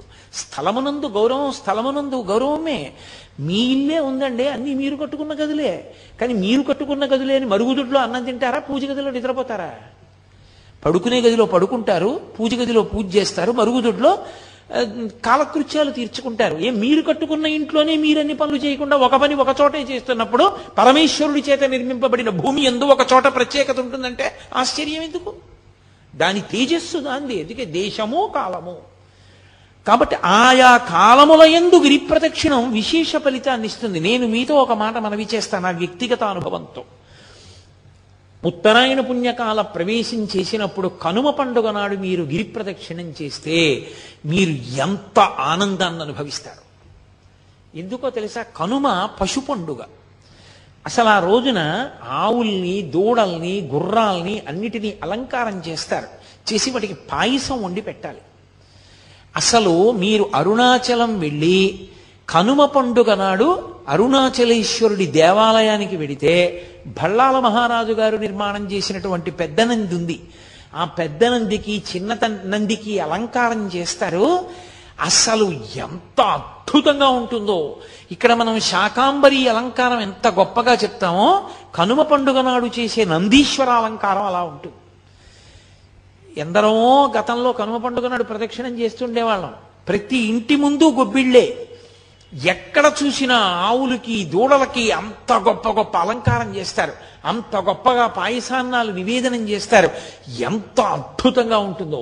తిరువణ్ణామలై శ్రీచక్ర స్వరూపం. ఆ కొండ శ్రీచక్రము అని నమ్ముతారు. నమ్మి శాక్తేయులు దానికి ప్రదక్షిణం చేస్తారు. కావ్యకంఠ గణపతి ముని ఆ శివ కోణములు, శక్తి కోణముల చేత అది ఆ కొండ పాదం యొక్క స్వరూపం చేత అది సాక్షాత్తుగా శ్రీచక్ర స్వరూపమే అని నిర్ధారించారు. ఎవరు ఏ కోణంలో చూస్తారో ఆ కోణంలో కనపడుతుంది ఆ కొండ. అంత గొప్ప కొండ. కాబట్టి అది స్థూల శివుడు. ఆ స్థూల శివుడి ప్రదక్షిణానికి అంత వైభవం ఉంది. గిరి ప్రదక్షిణానికి మీకు గిరి ప్రదక్షిణం ఒక్క అరుణాచలంలోనే కాదు, చాలా చోట్ల ఉంది. సింహాచలానికి గిరి ప్రదక్షిణ ఉంది, శ్రీకాళహస్తికి గిరి ప్రదక్షిణ ఉంది, అరుణాచలానికి గిరి ప్రదక్షిణ ఉంది. ఇవన్నీ గిరి ప్రదక్షిణాలు ఉన్న క్షేత్రాలే. అరుణాచలంలో గిరి ప్రదక్షిణానికి ప్రత్యేక ప్రాధాన్యత ఉంది. అక్కడ కొండ మీద శివుడు, ఇక్కడ కొండే శివుడు. కొండలో శివుడు దక్షిణామూర్తి. ఊళ్ళో అరుణాచల క్షేత్రమునందు అరుణాచలేశ్వరుడు అగ్నిలింగం. ఇన్ని ఉన్న క్షేత్రం అరుణాచల క్షేత్రం. అక్కడ పూర్వం వజ్రాంగదుడు అని ఒక మహారాజు, ఆయన ఒకానొకప్పుడు ఒక గుర్రం ఎక్కి ఒక పునుగు పిల్లిని తరుగుతున్నాడు. ఆ పునుగు పిల్లి కొండ పాదాల్లోకి వెళ్ళిపోయింది. వెళ్ళిపోతే ఆయన కొండ పాదాల్లోకి వెళ్ళాడు. అది కొండకి ప్రదక్షిణం చేసింది. ఈయన ప్రదక్షిణం చేస్తున్నాను అనుకోలేదు. ఆ పునుగు పిల్లిని పట్టుకోవడం కోసమని పరిగెత్తాడు ఆ గుర్రం మీద. చాలా దూరం వెళ్ళడంలో ముగ్గురు అలిసిపోయారు. పునుగు పిల్లి అలిసిపోయింది, గుర్రం అలిసిపోయింది, వజ్రాంగదుడు అలిసిపోయాడు. అకస్మాత్తుగా ఆ గుర్రము పునుగు పిల్లి రెండూ పడిపోయి అంతర్ధానం అయిపోయి. వజ్రాంగదుడు కింద పడిపోయి చూస్తున్నాడు ఆ పొదల్లో. ఇదేమిరా, నేను ఎక్కిన గుర్రం అంతర్ధానం అయిపోయింది, పునుగు పిల్లి అంతర్ధానం అయిందని. ఇద్దరు విద్యాధరులు ఆకాశంలో కనపడ్డారు. ఎవరు మీరన్నాడు. ఇప్పటి వరకు నువ్వు ఎక్కిన గుర్రాన్ని నేను, ఇప్పటి వరకు నువ్వు తరివిన పునుగు పిల్లిని నేను అంది. మీరిద్దరూ మరి ఎందుకు అలా అయ్యారు, ఇప్పుడు ఎందుకు విద్యాధరులు అయ్యారని అడిగాడు. గత జన్మలో మేమిద్దరము కూడా విద్యాధరులమై హిమాలయ పర్వత ప్రాంతంలో దుర్వాసో మహర్షి ఒక పెద్ద పుష్పవాటిని పెంచి ఆయన అక్కడ తపస్సు చేసుకుంటున్నాడు శాండిల్య వృక్షం కింద కూర్చొని. ఆ శాండిల్య వృక్షం కింద తపస్సు చేసుకుంటూ ఉండగా మేమిద్దరం లోపలికి వెళ్ళాం అని తన పక్కన ఉన్నటువంటి విద్యాధరుణ్ణి పరిచయం చేశాడు. ఈయన పేరు కాంతిశాలి, నా పేరు కళాధరుడు. మేమిద్దరం విద్యాధరులం. ఆ పుష్పవనంలోకి వెళ్ళాం. మంచి సువాసన వస్తోంది. ఒక ఆయన పూల మొక్కల్ని చూసి సంతోషపడిపోయి ఒక్కొక్కడికి ఒక్కొక్క అలవాటు. కొంతమంది చూడండి నడుస్తూ రాళ్ళన్నీ తంతూ ఉంటారు, కొంతమంది నిలబడి కనబడ్డ చెట్ల ఆకులన్నీ తుంపుతూ ఉంటారు. అలా ఆయన పూదోట దగ్గర నించుని భూమి ఆ మట్టినంతటినీ కూడా కాలుతో తంతున్నాడు. ఇంకొక ఆయన గబగబా లోపలికి వెళ్ళి ఆ పువ్వులన్నీ కూడా పువ్వుల్ని పువ్వులా కొయ్యాలి. పువ్వుని పువ్వులా కొయ్యడం చేతకాని వాడిని చూస్తే చాలా అసహ్యం వేస్తుంది. ప్రపంచంలో అత్యంత అసహ్యకరమైన పూజ ఏదో తెలుసా? పువ్వుని పట్టుకుని రేకులు విప్పేసి పూజ చేయడమే. అంతకన్నా దారుణమైన పూజ లోకంలో ఇంకోటి లేదు. అసలు వాడు వెంటనే పూజలోంచి తీసేయాలి వాడిని. వాడు పనికిరాడు పూజకి. హృదయ సౌకుమార్యం లేనివాడు, సత్వగుణం లేనివాడు పూజకి ఎలా పనికొస్తాడు? ఒక గులాబీ పువ్వుని పరమేశ్వరుడు ఎంత అందంగా నిర్మాణం చేశాడు. అంత అందంగా ఈశ్వరుడు నిర్మిస్తే దాన్ని పట్టుకుని ఇలా చిదిమేసి ఆ రేకులు తీసి పడేసేటటువంటి వాడు పూజ వాడు చేసేది. వాడు పూజా భంగం చేస్తున్నాడు వాడు. అందుకే పూజ యందు పువ్వు రేకులు విప్పి పూజ చేయడం నిషిద్ధ కర్మ. ఎవ్వరి మీదన్నా పువ్వుల రేకులు చల్లడం, పువ్వుల రేకులు వెయ్యడం, పువ్వుల రేకులు కింద పడడం, పువ్వుల్ని తొక్కడం, పూలు రేకులు విప్పి పూజ చేయడం, ఇవన్నీ దుష్కర్మాలు. ఎప్పుడూ చేయకూడదు అలాంటి తప్పు పనులు. ఎవడడిగాడు నీ దగ్గర ఎక్కువ పువ్వు లేకపోతే ఒక్క పువ్వు వేయి ఈశ్వరుడి మీద చాలు. ఎవడు నిన్ను రెక్కలు విప్పి ఆ రేకులన్నీ తీసుకొచ్చి పూజ చేయడం ఏంటి? అసహ్యకరమైన విషయం తప్పది. ఎప్పుడూ చేయకూడదు అలాంటి తప్పుడు పనులు. కాబట్టి ఆయన పువ్వుని పువ్వులా కొయ్యకుండా ఆ పువ్వులన్నింటినీ కూడా ఏదో పట్టుకుని ఒక్కసారి ఇలా లాగేసి కోసేస్తున్నాడు. ఆ చెట్లు ఆ పువ్వులు లాగేస్తే జడపట్టుకు లాగితే ఆడపిల్ల నెప్పితో తప్పించుకుని వెనక్కి లాక్కున్నట్టు ఆ కొమ్మలు వెనక్కి ఎడుతున్నాయి. ఈ చప్పుడికి దుర్వాసో మహర్షి కళ్ళు తెరిచాడు. భూమిని తన్నకూడదు నిష్కారణంగా. ఒకడు పదఘట్టన చేస్తున్నాడు, ఒకడు పువ్వులు కోస్తున్నాడు. ఆయన వెంటనే ఆగ్రహోదగ్రుడయ్యాడు. మహాత్ములకు అసహ్యం వేసింది అంటే వాళ్ళ భావన సౌకుమార్యం, వాళ్ళ భావన సంపత్తి చేత అసహ్యం వేస్తుంది అవతల వాళ్ళని చూస్తే. అందుకని చిన్న కారణానికి కోపగించుకున్నారని అనకూడదు. నీకు చిన్న కారణం, ఆయనకి అది ఎంత చికాగ్గా అనిపిస్తుందో ఆ పనులు చూస్తే. కాబట్టి ఆయన అన్నాడు, ఒకడు భూమిని తంతున్నాడు, ఒకడు పువ్వులు కోసేస్తున్నాడు సువాసనగా ఉన్నాయి కదా అని. కాబట్టి కాంతిశాలికి కళాధరునికి శాపవాక్కిస్తున్నాను. ఎవడు భూమిని తన్నాడో వాడు గుర్రం అవుతాడు. అదే పనిగా చప్పుడు చేస్తూ మనుష్యుల్ని కిచ్చుకు తిరుగుతూ ఉంటాడు. కాబట్టి భూమండలానికి వెళ్ళి గుర్రం అయిపడు ఉండన్నాడు. ఎవడు పువ్వుల్ని దుడుకుగా కోశాడో ఆ పుష్పముల యొక్క సౌరభమునందలి వ్యామోహంతో వాడు కస్తూరి మృగం అవుతాడు. కస్తూరి మృగమై కస్తూరి మృగం కస్తూరి దాని శరీరంలోంచి వస్తుంటుంది. కానీ అది వాసన చూసి ఎక్కడి నుంచో మంచి వాసన వస్తోంది అనుకుని పరిగెడుతూ ఉంటుంది. ఎక్కడికి వెళ్ళినా వాసన వస్తూ ఉంటుంది, దాని ఒంట్లోదే ఆ కస్తూరి. కానీ అది దాని ఒంట్లోదే ఆ కస్తూరి అని తెలుసుకోలేక పరిగెడుతుంటుంది. అలా పరిగెత్తే కస్తూరి మృగాన్ని అవుతావు. ఆ కస్తూరి మృగాన్ని తరిమేడు వజ్రాంగదుడు. ఈ కస్తూరి మృగం ఈ గుర్రం రూపంలో ఉన్నటువంటి కళాధరుడు ఇద్దరూ పరిగెడుతున్నారు. వాళ్ళు అడిగారు దుర్వాసో మహర్షిని, మేము అపరాధం చేశాం, మాకు ఎలా శాపావకాశం, ఎలా శాప విమోచనం? ఇప్పుడు బుద్ధి వచ్చింది. ఆయన అన్నాడు, తెలిసో తెలియకో జంతు రూపంలో మృగ రూపంలో ఉంటారు కాబట్టి ప్రదక్షిణం యొక్క గౌరవం మీకు తెలియకపోయినా తెలియక ముట్టుకున్న అగ్ని కాల్చినట్టు, తాగిన పాలు కడుపు నింపినట్టు, నీరు తాగితే దాహం తీరినట్టు, గాలి తగిలితే సుఖంగా ఉన్నట్టు అరుణాచలానికి మీరు ఎప్పుడు ప్రదక్షిణం చేస్తారో అప్పుడు మీ పాపములన్నీ నశించిపోతాయి. నశించిపోయి మీరు మళ్ళీ విద్యాధరులు అవుతారన్నారు. అదిగో ఆ వజ్రాంగదుడిక్కినటువంటి గుర్రం ఆ కస్తూరి మృగాన్ని తరుముతూ రావడంలో ఆ రెండు అలా వెళ్ళినటువంటి కారణం చేత అలిసిపోయి ప్రాణములు విడిచిపెడితే అవి ఆ ప్రదక్షిణ పుణ్యం చేత మళ్ళీ అలా అయ్యాయి, ఈ విద్యాధర స్వరూపాన్ని పొందాయి. ఇది విన్న వజ్రాంగదుడు తెలుసుకున్నాడు, అబ్బా ఇంత గొప్పదా ఈ గిరి అని. వ్యామోహం కలగాలి కానీ మనిషిలో మార్పు రావడం ఎంతసేపు అండి? ఒక్క సంఘటన చాలు ఒక మనిషి జీవితం మారిపోవడానికి, ఒక్క మాట చాలు ఒక మనిషి జీవితం మారడానికి, ఒక్క శ్లోకం చాలు, ఒక్క స్తోత్రం చాలు పెద్ద కథ మలుపు తిరిగిపోవడానికి. శ్రీరామాయణం అంతా కలిపి ఎంతలో తిరిగిపోయింది మందర చెప్పిన ఒక్క మాటకి. ఆదిత్య హృదయం చెప్పిన అగస్త్యుడి వల్ల ఎంత రావణ బ్రహ్మ కింద పడిపోయాడు. కాబట్టి ఎంతసేపు పట్టాలి? చూశాడు వజ్రాంగదుడు, ఎందుకు దిక్కుమాలిన ఈ రాజ్యం, ఎందుకు వచ్చిన వైభోగం, ఇంత గొప్ప గిరి, నేను ఇక్కడే ఉండిపోతానని తన రాజ్యానికి వెళ్ళి తన కుమారుడైన రత్నాంగదుడికి అవ్వరాజ్య పట్టాభిషేకం చేశాడు. పట్టాభిషేకం చేసి తిరిగి వచ్చేసి తాను ఆ అరుణాచల పర్వతంలోనే ఉండిపోయి అక్కడ తన రాజ్యం నుండి సమస్త సంభారములు తెప్పించి ప్రతి పౌర్ణమి నాడు జ్యోతిని వెలిగించి చక్కగా ఆ కర్పూరంతో కలిసినటువంటి జలముల చేత సుగంధభరితమైనటువంటి పదార్థముల చేత శివలింగానికి అభిషేకం చేస్తూ చందన చిర్చితుణ్ణి చేస్తూ పరమశివుణ్ణి ఆనందంగా జీవితం గడుపుతుంటే అగస్త్య మహర్షి వచ్చి వజ్రాంగదుని యొక్క స్థితిని చూసి మురిసిపోయారు. అబ్బా, నీకు ఎంత భక్తి వచ్చిందిరా, ఎంత మారిపోయావురా నువ్వని.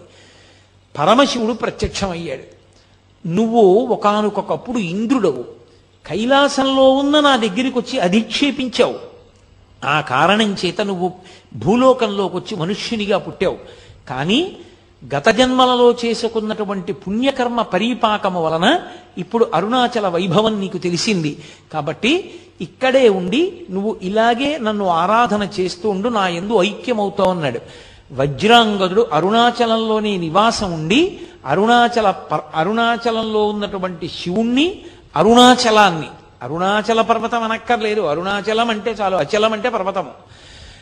కొంచెం తేలికగా దృష్టిలోకి వెళ్ళడానికి 2 పర్యాయాలు వాడ్డం, నిజానికి అలా వాడక్కర్లేదు. కాబట్టి అరుణాచలం యొక్క వైభవాన్ని తెలుసుకున్నవాడై ఆయన ఆ అరుణాచల క్షేత్రమనందు ఈశ్వరారాధన చేసి తుట్టతుదకు పరమేశ్వరుని యందు ఐక్యమైపోయాడు. ఏం చాడ్విక్ అని రమణ మహర్షి దగ్గర శిష్యుడు ఒక ఆయన ఉండేవారు. రమణ మహర్షి ఎవరిని నా శిష్యులని చెప్పలేదు. ఆయన అంతేవాసి, విదేశాల నుంచి వచ్చాడు. ఆ కారణం చేత ఆయన బూట్లు లేకుండా నడవలేడు. ఆయన గిరి ప్రదక్షిణానికి బయలుదేరాడు. ఏమో భగవానులు ప్రదక్షిణం చేయమంటారు, ప్రదక్షిణం చేస్తానని బూట్లతో ప్రదక్షిణం చేస్తున్నాడు. బాగా చీకటి పడిపోయింది, కటిక చీకటి. ఆ చీకట్లో ఆయన బూటు తెగిపోయింది. ఆ తెగిపోయిన కారణం చేత ఆయన బూట్ లేకపోతే నడవలేడు. ఆయన చతికిలో పడిపోయి కూర్చుని ఆ పర్వతం వంక చూసి, భగవన్నేమో ఇది పరమశివుడు అంటారు, నాకేమో బూటు తెగిపోయింది, బూటు లేకుండా నడవలేను, కటిక చీకటి, ఏ ఉపద్రవం వస్తుందోనని ఆ పర్వతం వంక చూసి అరుణాచల శివ, అరుణాచల శివ, అరుణాచల శివ అని అరిచాడు. అంతే. ఆ చెట్లలోంచి ఒక చెప్పులు కుట్టే వ్యక్తి కిందకి దిగొచ్చి, అయ్యా మీ బూటు తెగిపోయిందా, కుట్టేస్తానని బూట్లు కుట్టేశా కొండలోకి వెళ్ళిపోయాడు. అతను కుడుతున్నంతసేపు, కొండలోకి మళ్ళీ వెళ్ళిపోతున్నంతసేపు చాడ్విక్కి ఆలోచన రాలా, ఇంత చీకట్లో కొండ మించి ఎవరు దిగుతారు పొదల్లోంచి, చెప్పులు కుట్టేవాడు ఎందుకు వస్తాడు, ఎందుకు చెప్పులు కుడతాడు, ఎందుకు మళ్ళీ పొదల్లోకి ఎడతాడని. అతను వెళ్ళిపోయి కనపడ్డం మానేశాక ఆలోచన వచ్చింది. బూట్లు లేకపోతే నడవలేక నేను నమ్మి పిలిచినందుకు పరమశివుడే వచ్చి నా బూట్లు కుట్టాడు. వెంటనే ఆయన కొండవంక తిరిగి కన్నీళ్లతో నమస్కారం చేశాడు. అలాగే ఒక మహానుభావుడు పంగు యోగి అని, ఆయనకి కాళ్ళు లేవు. కాళ్ళు లేకపోతే ఆయన పిరుదుల మీద డేకుతూ గిరి ప్రదక్షిణం చేస్తున్నాడు. ఆ పంచశిఖర దర్శనము అని ఆ పరమేశ్వరుని యొక్క 5 మూర్తులు, పార్వతీదేవి, పరమశివుడు, సుబ్రహ్మణ్యుడు, విఘ్నేశ్వరుడు, నందీశ్వరుడు, పంచశిఖర దర్శనము అని చేస్తారు. ఆ పంచశిఖర దర్శనం దగ్గరికి వెళ్ళేటప్పటికీ ఆయన అక్కడికి వెళ్ళి నమస్కారం చేద్దామని డేకుతున్నాడు. ఎక్కడి నుంచో ముసలాయన వచ్చి ఒక్క తోపు తోశాడు. ఏ అరుణాచలానికి ప్రదక్షిణం చేయడానికి అలా డేకుతూ పిరుదుల మీద వెళ్ళాలా, ఏం నడవలేవా, లేచి నడు అన్నాడు. అని వెళ్ళిపోయాడు అంతే వేగంగా. ఆయన తెల్లబోయి చూసి నేను నడవడమా అనుకుని పైకి లేచాడు. ఆయన కాళ్ళు వచ్చేసి ఆయన గిరి ప్రదక్షిణం చేశాడు. అలాగే మహానుభావుడు ఒక దొరగారు ఒక ఆయనకి గిరి ప్రదక్షిణం చేస్తున్నప్పుడు కాళ్ళు లేని వాడికి కాళ్ళు వచ్చాయి ఒకప్పుడు. ఆ భక్తి చేత పరమేశ్వరానుగ్రహంగా పొందారు. గిరి ప్రదక్షిణం చేసిన అందరికీ వస్తాయా అంటే, ఆ శక్తి, ఆ భక్తి నీకు ఆ ధృతి ఉన్ననాడు ఫలిస్తుంది. కాబట్టి ఆ గిరి ప్రదక్షిణం ఎన్ని విశేషాలను నిరూపణం చేసి చూపించింది. అంత గొప్ప ప్రదక్షిణం ఆ గిరి ప్రదక్షిణం. అసలు అరుణాచలం ప్రవేశించడం ఒకెత్తైతే, ఆ అరుణాచలానికి ప్రదక్షిణం చెయ్యడం జీవితంలో మహత్భాగ్యం. అందున పరమశివనామం చెప్పుకుంటూ ఆ గిరి ప్రదక్షిణం చెయ్యడం అంటే అదొక గొప్ప అదృష్టం. నాకు ఒక్కటి జ్ఞాపకం వస్తుంది, ఈశ్వరానుగ్రహము తప్ప అది నా వలన సాధ్యమయ్యే విషయమా? ఎప్పుడు అరుణాచలం వెళ్ళినా నిజంగా అన్ని వందల మందితో ఆ డప్పులు డోళ్ళు వాయించుకుంటూ ఆ శివనామం చెప్పుకుంటూ బృందాలు బృందాలుగా అంత సంతోషంగా రాత్రివేళ గిరిప్రదక్షిణం చేసి తెల్లవారుజాము వేళటికి మేము ఉన్నటువంటి విడిదికి వచ్చి పడుకుని తెల్లవారేటప్పటికి అబ్బే మాకేమీ అలసట్లేదు గురువుగారు అని అందరూ లేచిపోతే మళ్ళీ సంతోషంగా తిరుగుతుంటే ఎంత ఆనందంగా గడిపేవాళ్ళమో. గిరిప్రదక్షిణానికి ఓ లక్షణం ఉంది. మీరు ఎప్పుడైనా గిరిప్రదక్షిణానికి బయలుదేరే ముందు ఎవరితోనైనా 14 మైళ్ళు నడవాలి అని చెప్పారనుకోండి, అమ్మో నడవగలనంటారా, చెప్పులు వేసుకోవచ్చా అండి అని అడుగుతారు. చెప్పులు వేసుకోకుండా ఉండడం మంచిది. గుళ్ళో ప్రదక్షిణానికి చెప్పులు వేసుకుంటావా అన్నారనుకోండి, అమ్మో చెప్పులు వేసుకోకుండా నడవడమే ఎందుకైనా మంచిది, వెనక నుంచి ఓ కారో ఏదో నడిపించుకుంటూ వస్తాం అంటారు. నిజంగా గిరి ప్రదక్షిణానికి బయలుదేరిన వాడు ఏ అలసట లేకుండా గిరి ప్రదక్షిణం పూర్తి చేసేస్తాడు, పరమ సంతోషంగా పూర్తి చేస్తాడు. ఒక్క కాలే సరిగా ఉండి రెండవ కాలు తోటకూర కాడలా వేలాడిపోయినటువంటి వ్యక్తులు, గట్టిగా 1 మైలు దూరం నడవలేనటువంటి వాళ్ళు కాలు కింద పెట్టి 1 కిలోమీటర్ దూరం కూడా దూరం లేనటువంటి ఆఫీస్కి ఏదో ఒక వాహనం లేకుండా వెళ్ళలేని వాళ్ళు, నా జీవితంలో నేను 3-4 పర్యాయాలు చూసే వాహనం ఎక్కకుండా 14 మైళ్ళు అటువంటి వాళ్ళు ప్రదక్షిణం చేయడం. అందరికన్నా ముందు నడుస్తూ చేశారు కూడా వాళ్ళు. అది ఆ అరుణాచలేశ్వరుడి అనుగ్రహం, వాళ్ళ యొక్క భక్తి తీవ్రత. ఆ భక్తి వాళ్ళని నడిపిస్తుంది. ఆ చంద్రశేఖరేంద్ర సరస్వతి మహాస్వామి తరచుగా చెప్తూ ఉండేవారు, అరుణాచలానికి ప్రదక్షిణం చేయి నీకు ఆరోగ్యం చేకూరుతుంది అనేవారు. అవన్నీ ఓషధులు. ఆ ఓషధుల నుంచి వచ్చేటటువంటి గాలి చేత ఎంత గొప్ప సువాసన. ఇంకా ఇప్పుడు ఆ గిరి ప్రదక్షిణం చేసేటప్పుడు చాలా వాహనాలు పెరిగిపోయాయి. ఇన్ని వాహనాలు ఇప్పుడు ఎక్కువైపోయాయి, ఎంతో ఉబ్బిడిగా నడవలసి వస్తోంది. కానీ ఉత్తరలింగాన్ని దాటిపోయిన తర్వాత మళ్ళీ ఆ పెద్ద రోడ్డు వచ్చేసిందో, ఈశాన్యలింగం వైపుకి వెళ్ళే రోడ్డు, అక్కడి నుంచి ఇంకా మళ్ళీ చాలా ఒళ్ళు దగ్గర పెట్టుకుని నడవాలి. పూర్వం అలా కాదు. నేను ప్రారంభంలో అరుణాచలానికి వెళ్ళిన రోజుల్లో అసలు ఎక్కడా ఒక్కటి కనపడేది కాదు. కటిక చీకట్లో నడిచి వెడుతూ ఉంటే ఒక దేవాలయం దగ్గర బయలుదేరినప్పుడు ఆ దేవాలయం నుంచి ఇంకో దేవాలయం వరకు కుక్క వచ్చేది సాయం. అది ఏమి విచిత్రమో తెలియదు. నేను మొన్న ప్రదక్షిణం చేసినప్పుడు కూడా అలాగే వచ్చాయి. ఆ కుక్క వచ్చి ఈ దేవాలయం దగ్గర బయలుదేరితే ఇక్కడి నుంచి బయలుదేరి వెంట వచ్చేది, పక్కన నడుస్తూ వచ్చేది. ఆ గుడి దగ్గరికి వెళ్ళిన తర్వాత ఈ కుక్క ఆగిపోయేది, అక్కడ ఇంకో కుక్క బయలుదేరేది. అది ఏమి చేసేవి కావు, అదేమి చెనకేవి కావు, అరిచేవి కావు, దెబ్బలాడుకునేవి కావు. అంత కటిక చీకట్లో కూడా దేవాలయాలన్నీ తెరిచి ఉంటాయి. అన్ని దేవాలయాలు దర్శనానికి యోగ్యంగా తలుపులు తెరిచి ఉంటాయి. తలుపులు తెరిచి ఉంటాయంటే తాళం వేసి ఉన్నప్పటికీ ఊచల్లోంచి మీరు దర్శనం చేసుకోవడానికి వీలుగా ఉంచుతారు తప్ప మీకు దేవాలయ దర్శనం ఆగిపోయే రీతిలో ఉండదు. అసలు ఆ గిరి ప్రదక్షిణం చేస్తుంటే అదొక మహాద్భుతమైన అనుభూతి. నాకు నిజంగా మీతో యథార్థం చెప్పాలి అంటే నేను ఒక్క మాట చెప్పేస్తే సరిపోతుంది, అబద్ధం ఎందుకు. నాకు ఉత్తర క్షణం ఈ 2 మైకులు ఇలా తోసేసి కిందకి దిగి సావర్లకోట వెళ్ళి ఏ రైలు ఉంటే ఆ రైలు ఎక్కి వెళ్ళిపోవాలనుంది తిరువണ്ണామలై. ఇది చెప్తున్నప్పుడు ఆ గిరి ప్రదక్షిణం అంటే నాకు అంత వ్యామోహం, అంత అద్భుతమైనది ఆ గిరి ప్రదక్షిణం, అంత గొప్పగా ఉంటుంది నిజంగా. అది అందున తెల్లవారుజాము సమయంలో ప్రదక్షిణం చేస్తే ఆ లేత సూర్యకిరణాలు పడుతున్నప్పుడు చూడాలి. ఆ కొండ ఒక్కొక్క చోట ఒక్కొక్కలా ప్రకాశిస్తూ ఉంటుంది. ఆ లేలేత సూర్యకిరణాల్లో ప్రదక్షిణం చేస్తూ వెడుతుంటే మనం చెయ్యగలిగిన ధర్మకార్యం చేస్తూ భగవన్నామం చెప్తూ కూర్చుంటూ లేస్తూ తిరుగుతుంటే ఎంత ఆనందంగా ఉంటుందో నిజంగా గిరి ప్రదక్షిణం. పిల్లలతో పెద్దవాళ్లతో అందరం కలిసి నిజంగా యాత్ర అంటే కొన్ని వందల మంది బయలుదేరి ఆ డప్పులు కొట్టుకుంటూ భజనలు చేసుకుంటూ నాట్యం చేసుకుంటూ పాటలు పాడుకుంటూ ఎక్కడెక్కడ దేవాలయంలో కూర్చుని ఆ దేవాలయ వైభవం చెప్పుకుంటూ స్తోత్రాలు చేసుకుంటూ గిరి ప్రదక్షిణం చేస్తూ ఆ గిరి వైభవం చెప్పుకుంటూ నడుస్తుంటే అబ్బా ఎంత సంతోషంగా ఉంటుందో. అదేం కష్టం అనిపించదు. అయిపోయిందా అప్పుడే, మళ్ళీ అప్పటికో నా జన్మలో ఈ గిరి ప్రదక్షిణం అనిపిస్తుంది. అంత సంతోషదాయకమైన విషయం.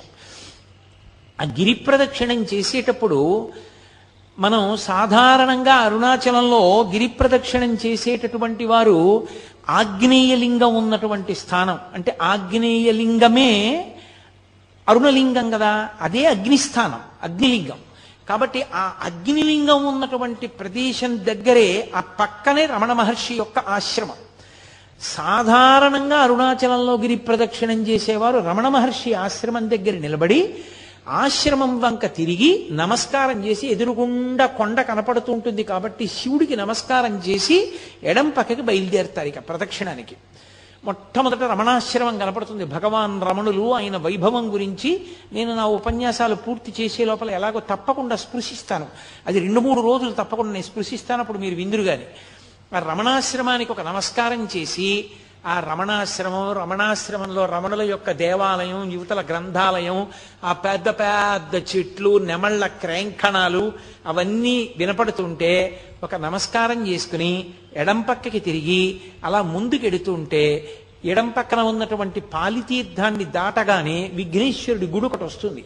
ఆ విఘ్నేశ్వరుడి గుడి దగ్గర మళ్ళీ అందరూ నమస్కారం చేసి, సుముఖశ్చైకదంతశ్చ కపిలో గజకర్ణకః లంబోదరశ్చ వికటో విఘ్నరాజో గణాధిపః ధూమకేతుర్గణాధ్యక్ష పాలచంద్రో గజాననః వక్రతుండ శూర్పకర్ణో హేరంబ స్కందపూర్వజః షోడశైతాని నామాని యప్పటేత్ శృణుయాదపి విద్యారంభే వివాహే చ ప్రవేశే నిర్గమే తథా సంగ్రామే సర్వకార్యేషు విఘ్నస్తస్య న జాయతే అని ఆయనకి నమస్కారం చేసి బయలుదేరి ముందుకు వెళ్ళిపోతే, ఆగ్నేయంలో బయలుదేరారు కాబట్టి మీరు ప్రదక్షిణంగా ఇలా వచ్చేటప్పటికి దక్షిణ దిక్కున యమలింగం ఉంటుంది. మీరు అరుణాచల క్షేత్రమునందు ప్రతి దిక్కునందు ఆ దిక్పాలకుని శివలింగం ఉంటుంది. అంటే ఆ దిక్పాలకులు స్వయంగా వచ్చి అక్కడ శివలింగానికి పూజ చేస్తారు. అది అక్కడ శివలింగాలు ఏర్పడడానికి కారణం. ఆ దక్షిణ దిక్కున ఉన్నటువంటి లింగానికి యమలింగం అని పేరు. ఎందుకంటే దక్షిణ దిక్కుకి అధిపతి యమధర్మరాజు గారు, అది పితృస్థానం. ఆ యమలింగం దగ్గరికి వెళ్ళి ఎవరు నమస్కారం చేస్తారో వాళ్ళకి మొట్టమొదటి సుగుణం అపమృత్యు దోషం పోవడం. 2, 1కి 10 పర్యాయములు నిరూపింపబడింది అరుణాచల క్షేత్రంలో. ఆయనే కొంతమందికి స్వప్నంలో దర్శనమిచ్చి రమ్మని అడిగాడు. ఎముకలు విరిగిపోయినటువంటి వాళ్ళు కట్లు కట్టించుకున్నప్పుడు, ఎముకలు బాగా ఉన్న వాళ్ళు ఎముకలు విరిగిపోకుండా ఉండడానికి, ప్రమాదములు జరగకుండా ఉండడానికి యమలింగ దర్శనం పెట్టింది పేరు. అందుకే ప్రదక్షిణం చేసేటప్పుడు ఎంత గబగబా చేసేస్తామని చెప్పి ఏదో బ్రిస్క్ వాక్ అంటారే, అలా గబగబ నడిచి వెళ్ళకూడదు, ప్రశాంతంగా వెళ్ళాలి. భగవాన్ రమణులు ప్రదక్షిణానికి వెడితే 2-3 రోజులు ప్రదక్షిణం చేసేవారు. అంత గొప్పగా చేసేవారు. ఆహార పదార్థాలన్నీ మూటలు కట్టుకుని తీసుకెళ్లి మధ్య మధ్యలో కూర్చుని అందరూ కలిసి చక్కావి తింటూ వెడుతుండేవారు. ఏ దీక్షా నియమం లేదు. మీతో నేను మనవి చేశాను కదా, 24 కిలోమీటర్ల పరిధిలో ఏ దీక్షా నియమం లేదు అరుణాచలానికి. ఆ యమలింగం దగ్గర దర్శనం చేసుకుని కొంచెం ముందుకెడితే బెంగళూరు వెళ్ళిపోయేటటువంటి రోడ్డు ముందుకు వెళ్ళిపోతుంది. పొరపాటున ఆ రోడ్లో కానీ వెళ్ళిపోయారా ప్రదక్షిణంగా వెళ్ళరిహ, బెంగళూరు వెళ్ళిపోతారు. అందుకని ఆ రోడ్డు దగ్గర జాగ్రత్తగా చూసుకోవాలి. కుడి చేతి వైపు కొండ ఉంటుంది, అదే గుర్తు. పరమశివుడు కుడి చేతి వైపు ఉన్నాడు, ఆయన చుట్టూ తిరుగుతున్నాం మనం. అందుకే ఇలా వెళ్ళిపోయే రోడ్ని విడిచిపెట్టేసి ఇలా ప్రదక్షిణం రోడ్లోకి తిరిగిపోతే ఆ రోడ్డు ప్రశాంతంగా ఉంటుంది, చాలా ప్రశాంతంగా ఉంటుంది. ఎన్ని చెట్లు! ఇప్పుడు చాలా దేవాలయాలు కట్టేశారు అవన్నీ. పూర్వం అన్ని దేవాలయాలు లేవు, ఇంకా ప్రశాంతంగా ఉండేది. ఎంత బాగుండేదో పూర్వం. ఆ చెట్ల పక్క నుంచి, ఆ చెట్ల కింద నుంచి నడిచి వెళ్ళేటప్పుడు అరుణాచలంలో ప్రదక్షిణానికి 3 నియమాలు ఉన్నాయి. ఎప్పుడూ కుడి పక్కకి వెళ్ళకూడదు ప్రదక్షిణంలో, ఎడంచేతి పక్క నుంచే చెయ్యాలి. ఎందుచేత అంటే దేవతలు, యక్షులు, గంధర్వులు, కిన్నెరులు, కింపురుషులు, శ్రీ మహావిష్ణువు, లక్ష్మీదేవి, ఇంద్రుడు కూడా కుడి చేతి వైపు ప్రదక్షిణం చేస్తారు. సిద్ధ సంఘములు ప్రదక్షిణం చేస్తుంటాయి. అందుకని మనం అటు వెళ్ళకూడదు. అరుణాచల ప్రదక్షిణంలో కోరిక కోరకూడదు. ఎందుకో తెలుసా? దేవతలు మనని చూస్తే వరం ఇస్తారు. మీరు ఏదో అడిగితే అక్కడతో పోతుంది. మీరు ఏమీ అడగకుండా ప్రదక్షిణం చేస్తే దేవతల అనుగ్రహం కూడా కలుగుతుంది. కాబట్టి ఆ ప్రదక్షిణ మార్గంలో ఎడం చేతి వైపు నుంచి వెళ్ళాలి. స్కాందంలో ఒక విషయం చెప్పారని సాక్షాత్ భగవాన్ రమణులే చెప్తుండేవారు. అరుణాచల గిరి ప్రదక్షిణం చేసేటప్పుడు ఎవరికైనా దెబ్బ తగిలి కొంచెం నెత్తురు కారితే వెంటనే ఆ నెత్తురు దేంతో తుడుస్తారంటే దేవేంద్రుడి మెడలో ఉండేటటువంటి మందారమాలలో ఉన్న మందార పువ్వుని నలిపి ఆ మందార గంధంతో ఆ మందార ముద్దతోటి కట్టుకడతారు. అది కూడా సాక్షాత్తుగా లక్ష్మీదేవి ఒంటికి రాసుకునేటటువంటి పసుపు తీసి అమ్మవారు అక్కడ ముద్ద పెడుతుందిట. నేను దాన్ని ప్రమాణం చేసుకునే నా కూతురు వివాహం చేసేటప్పుడు నా కూతుర్ని పెళ్లి కూతుర్ని చేసినప్పుడు సువాసిని పూజకి అర్హతగా నేను ఆ అరుణాచల గిరి ప్రదక్షిణంలో దెబ్బ తగిలి కించిత రక్తం కారిన ఆవిడ్నే నేను ఆ పూజార్హతగా తీసుకుని ఆవిడికే సువాసిని పూజ చేయించాను కూడా. కారణం ఇది. అంటే కావాలని దెబ్బ తగిలించుకుని కొంచెం నెత్తురు కారేటట్టు చేసుకుని అటువంటి ఉద్ధతితో కూడిన పనులు చేయకూడదు. మన ప్రమేయం లేకుండా దెబ్బ తగిలింది. కాబట్టి అంత గొప్పది ఆ ప్రదక్షిణం. ఆ ప్రదక్షిణంలో వెళ్ళేటప్పుడు అందుకే ఎడమ చేతి వైపు మాత్రమే నడుస్తారు. నడుస్తూ వెళ్ళిపోతున్నప్పుడు ఆ యమలింగాన్ని దాటిపోయిన తర్వాత కొంచెం ముందుకు వెళ్ళిపోతే మనం దక్షిణ దిక్కుని దాటాం కాబట్టి ఇలా వచ్చేస్తే నైరుతి. నైరుతిలో శివలింగం ఉంటుంది. అది రోడ్డు మీద కనపడదు. మీరు కొంచెం లోపలికి వెళ్ళాలి. లోపలికి వెళితే కనపడుతుంది. తెలుగులో బోర్డులు ఉండవు. అదొక పెద్ద ఇబ్బంది. అక్కడ మీకు తేలికగా పట్టుకోవడానికి మార్గం అంటే వెళ్ళని వాళ్ళ సౌకర్యం కోసం నేను ఈ మాట కలుపుతాను. ర్యాంకో సిమెంట్ అని ఎక్కడైనా కనపడితే అక్కడ లింగం ఉందని గుర్తు ఆగాలి మీరు. వాళ్ళ బోర్డ్స్ ఉంటాయి శివలింగం బొమ్మేసి.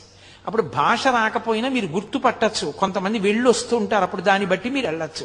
కొన్ని చోట్ల అదృష్టం బాగుండి ఇంగ్లీష్లో బోర్డు పెట్టారు. ఒక్కొక్కరి పిచ్చి ఎంతమందికి ప్రాణ సంకటమో అర్థం చేసుకోరు. ఏం చేస్తాం? కాబట్టి అదిగో ఆ నైరుతి లింగం తపోస్థానం. అక్కడ మనసు తొందరగా నిలబడుతుంది. శ్రీశైల పర్వత గుహలో ఎలా నిలబడుతుందో నైరుతి లింగం దగ్గర మనసు అలా నిలబడుతుంది.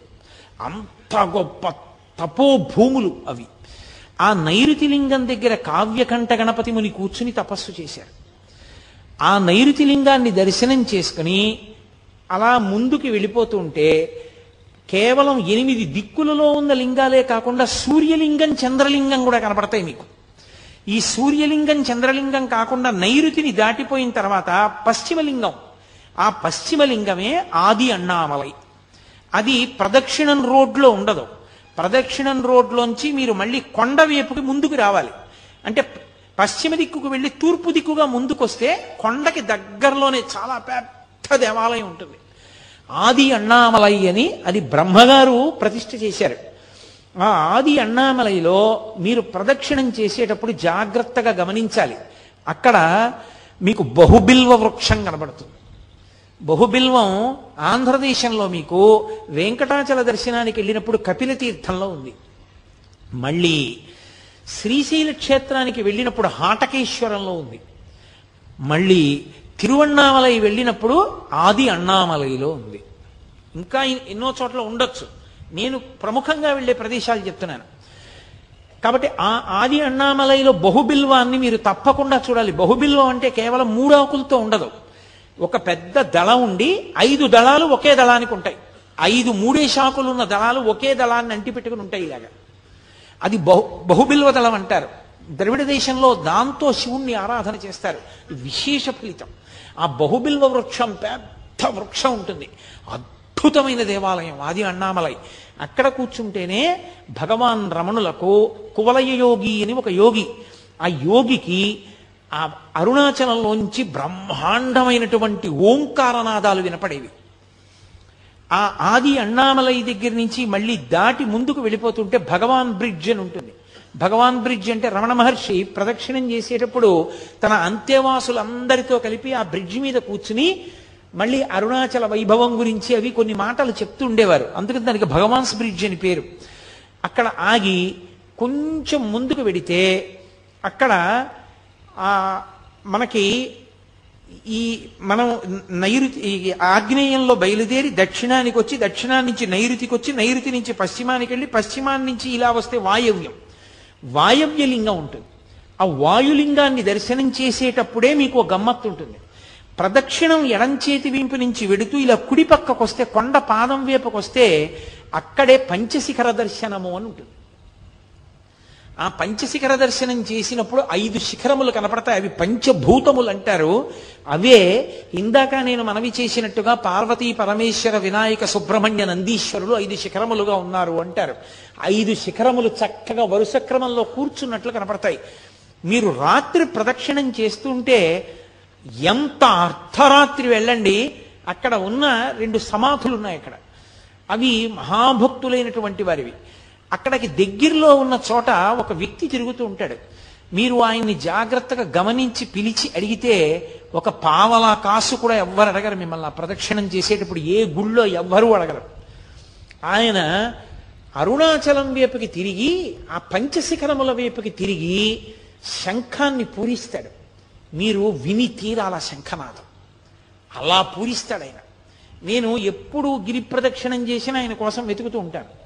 ఆయన ఎప్పుడు అక్కడ శంఖాలు ఉంటే ఆయన్ని పిలిచి అయ్యా ఒక్కసారి శంఖం పూరించరా అని అడిగితే మీరేమైనా ఇస్తారని కూడా ఆయన చూడ అసలు వెంటనే శంఖం పట్టుకొచ్చి అటు తిరిగి చేస్తాడు. రాత్రివేళ ప్రదక్షిణం చేస్తున్నప్పుడు ఆ శంఖధ్వని వినపడుతుంటే ఆ శిఖరాల వంక చూస్తుంటే ఒళ్ళు గగుర్పాటు చెందుతుంది. అలా ఉంటుంది.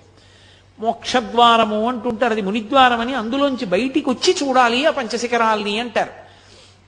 వాయవ్యలింగాన్ని దాటితే ఉత్తరలింగం, కుబేరలింగం అంటారు దాన్ని. అది కుబేరుడు పూజ చేసేటటువంటి స్థానం. ఈ స్థానముల యందు పూజ చేయడం వల్ల, మీరు దర్శనం చేయడం వల్ల వచ్చే ఫలితం ఏమిటంటే, మనకి మహదాశీర్వచనం చేస్తారు.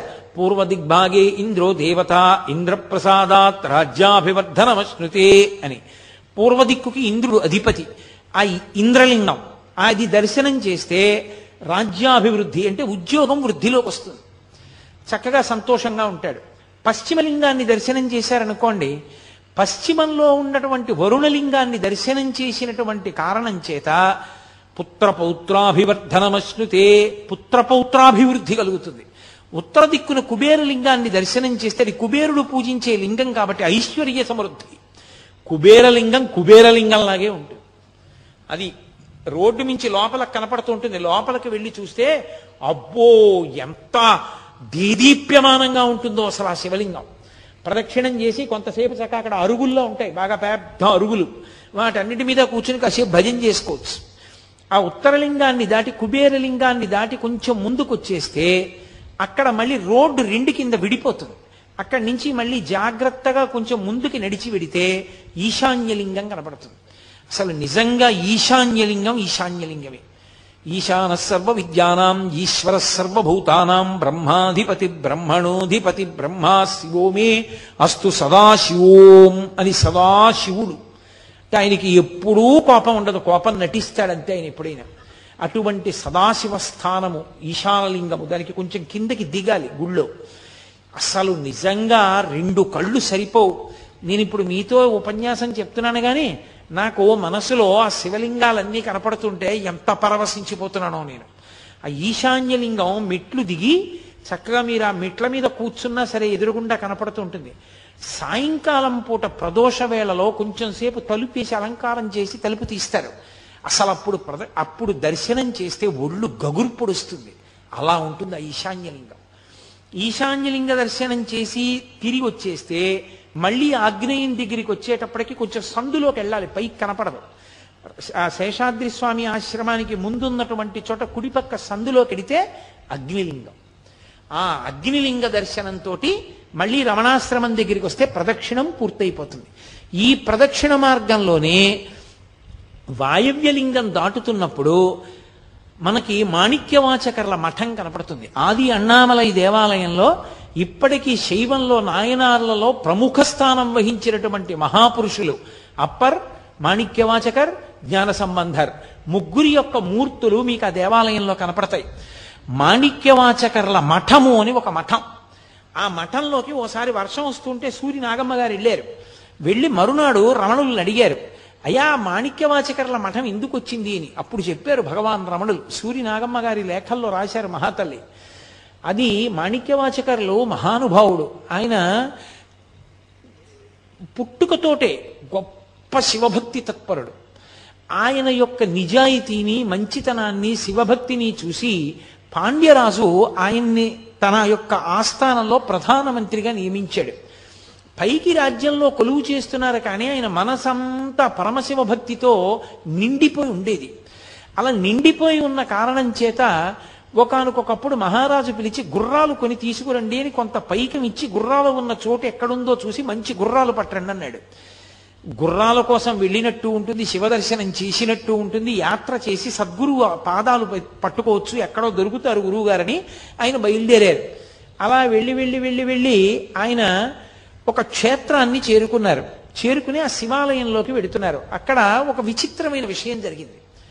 ఆ ఊళ్ళో ఉన్నటువంటి పిల్లలందరూ అన్నారు, ఇక్కడ మాకు అకస్మాత్తుగా ఎక్కడి నుంచో ఒక పెద్ద ఆయన వచ్చాడు, ఆయన మాకు రోజు పాఠాలు చెప్తూ ఉంటాడు, ఆయన ఏం కోరుకోడు, ఆ చిర్రాకు గల్జేరు రెండు గిల్లి వండి అన్నంలో కలిపి పెడితే తింటాడంతే, ఆయనకి ఇంకేం అక్కర్లేదు.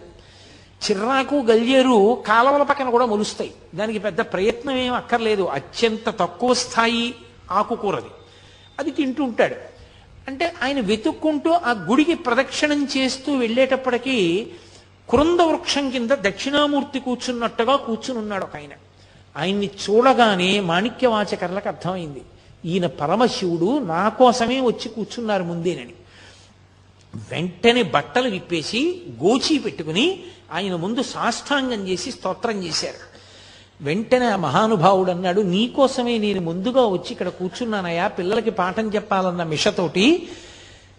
నీవు ఇక నుంచి నీవు గుర్రాలు కొనడానికి తెచ్చినటువంటి డబ్బుతో ఈ క్షేత్రానికి సేవ చేస్తూ ఈ ఆలయాన్ని వృద్ధిలోకి తీసుకొస్తూ ఇక్కడ ఉండిపో అన్నాడు.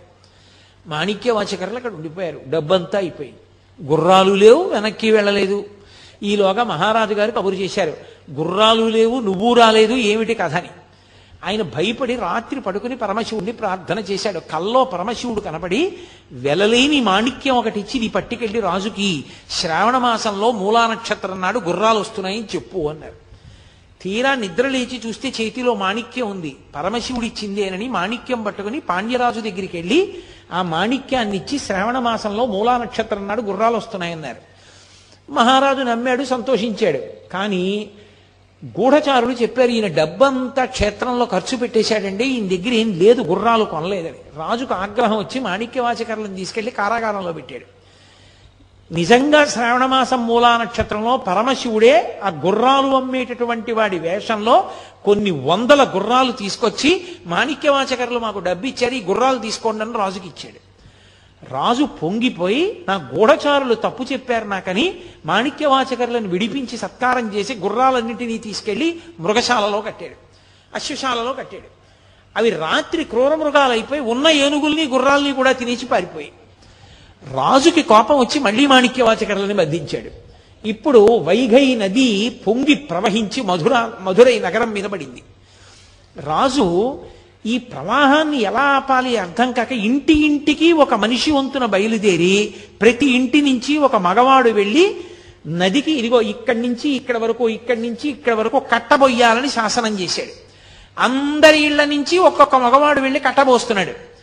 కానీ పిట్టవ్వ అంటారు ఇప్పటికీ, తమిళ దేశంలో ఆవిడ్ని అవయార్ అంటారు, మహాశివ భక్తురాలు. ఆవిడ పాపం కుడుములు వండి వచ్చినటువంటి వాళ్ళకి పెడుతూ ఉండేది, పిట్టువాణి అని పిలుస్తారు ఆవిడ్ని. ఆవిడికి కొడుకులు లేరు, ఎవరు లేరు, ఎవరు పెడతారు కట్టబోయడానికి? ఆవిడ తరపున వెళ్లే వాళ్ళు ఎవరు? కూలి పెట్టుకోవాలి, అంత డబ్బు లేదు. పరమశివుడే ఓ గుణపం పారా పట్టుకుని ఆవిడ ఇంటికి వచ్చి, పిట్టవా పిట్టవా నాకు కొంచెం తుంపులు ఎడతావా అని అడిగాడు. తుంపులంటే మీకు గుర్తుందో లేదో మరి, మా చిన్నతనంలో మేము తుంపులు చాలా ఇష్టంగా తినేవాళ్ళం. తుంపులంటే అమ్మ చిన్నతనంలో బజ్జీలు అవి వేస్తుంది కదా, వేసినప్పుడు ఇంతంత శనగపిండి ముద్దలు ఉండిపోయి నూనె అడుక్కెళ్ళిపోతాయి. అడుక్కెళ్ళిపోతే అవి బజ్జీలు చాలా మాటలు వేసి తీసేస్తారు, ఇవి మాత్రం అలాగే ఉంటాయి, నూనెలో ములిగి ఉండి ఎర్రగా తయారవుతాయి. అవి తుప్పులు అంటారు. అవి అమ్మ చిల్లులుగా ఉన్నటువంటి పెద్ద గరిటె పెట్టి ఇలా ఒడ్డుకి తీసి ఆ నూనె ఇలా కిందకి దిగిపోయే వరకు ఇలా అని ఆ తుంపులో పళ్ళెంలో పడేస్తే బజ్జీల కన్నా తుంపులు సంతోషంగా ఒక్కొక్కటి నోట్లో వేసుకుని కరకరా తింటూ ఉండేవాళ్ళం. అలా తుంపులు వస్తాయి ఆ కుడుములు వండినప్పుడు. ఆ తుంపులు పెట్టవమ్మా, నాకు కుడుములు అక్కర్లేదన్నాడు. తుంపులు అంటే పనికి మాలినవి, కుడుములు అయితే అమ్ముకుంటే డబ్బు వస్తుంది, నాకు ఆ తుంపులు ఇట్టన్నాడు. ఇంత రాత్రివేళ తుంపులు ఎక్కడ ఉంటాయిరా నాయన, కుడుములే పెడతాను లేని ఆవిడ కుడుములు వేసింది. అవి ఒక్కటి కుడునట్టు పుణుకులు అనుకోండి, మీకు తేలిగ్గా అర్థం అవడానికి. ఒక్కటి పుణుకు రాలేదు, అన్ని తుంపులు అయిపోయాయి. అది శివవాక్కు. ఆ తుంపులే పెట్టింది. కాశీని తుంపులు తిన్నాడు, కాశీని తుంపులు మూట కట్టుకున్నాడు. వైఘై నదికి నేను నీ పనుపున నేను కట్ట వేస్తానని బయలుదేరాడు. వెళ్ళినవాడు కట్ట వేయడం మానేసి ఆ ఒడ్డున పడుకుని పెద్ద పెద్దగా పాటలు పాడుతూ మిగిలిన వాళ్ళ పనులు పాడు చేస్తున్నాడు. మహారాజు గుర్రం ఎక్కి అందరూ కట్ట వేస్తున్నారో లేదో చూడ్డానికి వచ్చాడు. ఈయనొక్కడే పని చేయట్లేదు. ఇతను పని ఎందుకు చేయట్లేదు, నన్ను చూసి కూడా లేవలేదు, పడుకుని పాటలు పాడుతున్నాడు ఏమిటని అడిగారు. ఏమో మహాప్రభో, పిట్టవాణ్ణి పంపించింది ఈయన పని చేయట్లేదు సరికదా, పని చేసేవాళ్ళని పాడు చేస్తున్నాడు, వచ్చి ఇలాగే పడుకుని పాటలు పాడుతున్నాడు అన్నారు.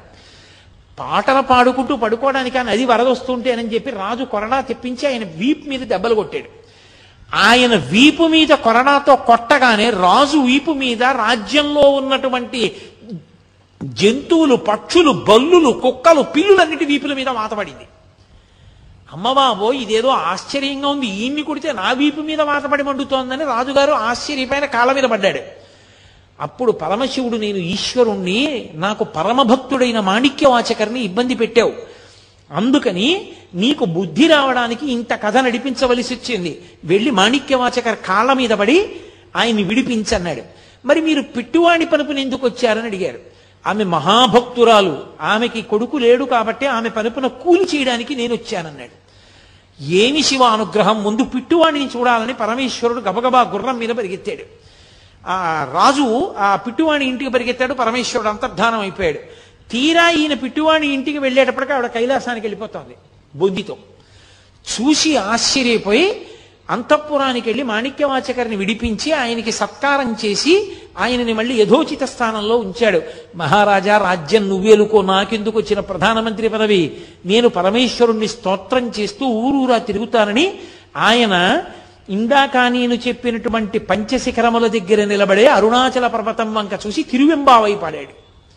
తిరుప్పావై అని ధనుర్మాసంలో వైష్ణవులు ఎలా పాడతారో తిరువెంబావై శివాలయాలన్నిటిలో పాడతారు ధనుర్మాసంలో. మీరు ఇప్పటికీ తమిళ దేశం వెడితే శివాలయాలన్నిటిలో తిరువెంబావై వినపడుతుంటుంది. ఆ తిరువెంబావై మాణిక్యవాచకర్లు పాడారు.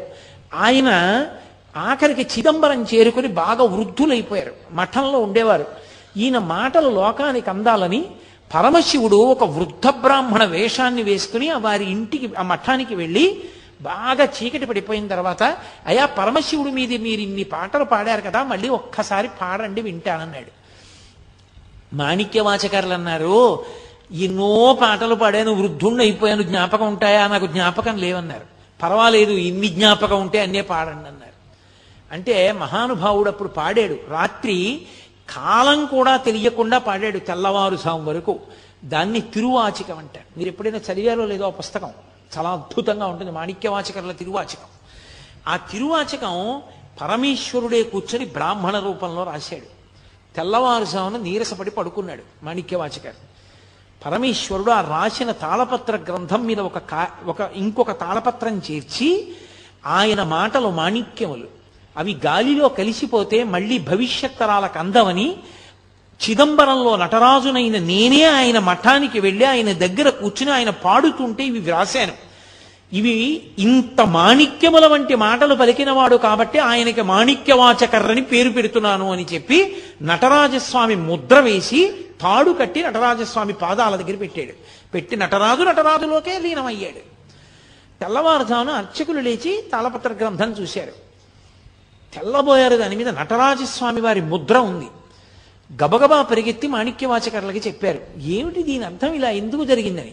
మీకు చెప్తాను రెండని చెప్పి మాణిక్యవాచకర్లు బయలుదేరి చిదంబరంలో నటరాజస్వామి దేవాలయం దగ్గరికి వచ్చి, ఇంత సౌజన్యమా మహానుభావ, నా పాటలు నువ్వు రాశావా, ఎంతటి సులభుడవయ్యా అని పరమశివుణ్ణి స్తోత్రం చేసి కన్నీళ్లతో ఆయన్ని వేడుకుంటూ ఉండగా ఆయనలోని జ్యోతి చిదంబరంలో నటరాజస్వామిలో ఐక్యమైపోయింది. అంతటి మహానుభావుడు మాణిక్యవాచకర్. ఆయన అరుణాచలంలోనే తిరువెంబావై పాడారు. ఆయన మఠం గిరి ప్రదక్షిణంలో కనపడుతుంది. ఆ గిరి ప్రదక్షిణం అంత గొప్ప స్థితిని పొందినటువంటి గిరి ప్రదక్షిణం. నేను ఇవాళ మీతో గిరి ప్రదక్షిణం, దీపవైభవం రెండూ మాట్లాడాలనుకున్నాను, కానీ ఒకటే సమయాన్ని అంతటినీ తీసుకుంది. ఇప్పుడు దీపవైభవం మొదలు పెడితే అయ్యేది కాదు. కాబట్టి మళ్ళీ రేపు సాయంకాలం మనం 6:30కి కలుసుకున్నప్పుడు దీపవైభవం గురించి మాట్లాడతాను. కాబట్టి మీ అందరూ కూడా అరుణాచలం వెళ్ళని వాళ్ళు ఇందులో ఉన్నారని నేను అనుకోవట్లేదు. ఒకవేళ వెళ్ళని వాళ్ళు ఎవరైనా ఉంటే తప్పకుండా అరుణాచల క్షేత్ర దర్శనం చెయ్యండి, గిరి ప్రదక్షిణం చెయ్యండి తప్పకుండా. దానివల్ల ఈశ్వరుని యొక్క పరిపూర్ణమైనటువంటి అనుగ్రహాన్ని పొందుతారు. అరుణాచల క్షేత్రంలో గిరి ప్రదక్షిణం ఎంత ప్రధానమో దీపవైభవము కూడా అంత ప్రధానం. అక్కడ కృత్తికా దీపము, భరణీ దీపము అని 2 దీపాలు. ఆ దీపాల వైభవం ఏమిటో, ఆ దీపాలు ఎందుకు ఉంచుతారో ఆ విశేషమేమో రేపటి రోజు సాయంకాలం 6:30 మనం కలుసుకున్నప్పుడు మళ్ళీ పరమేశ్వరుడు పలికించినంత మేర రేపు పలుకుతారు.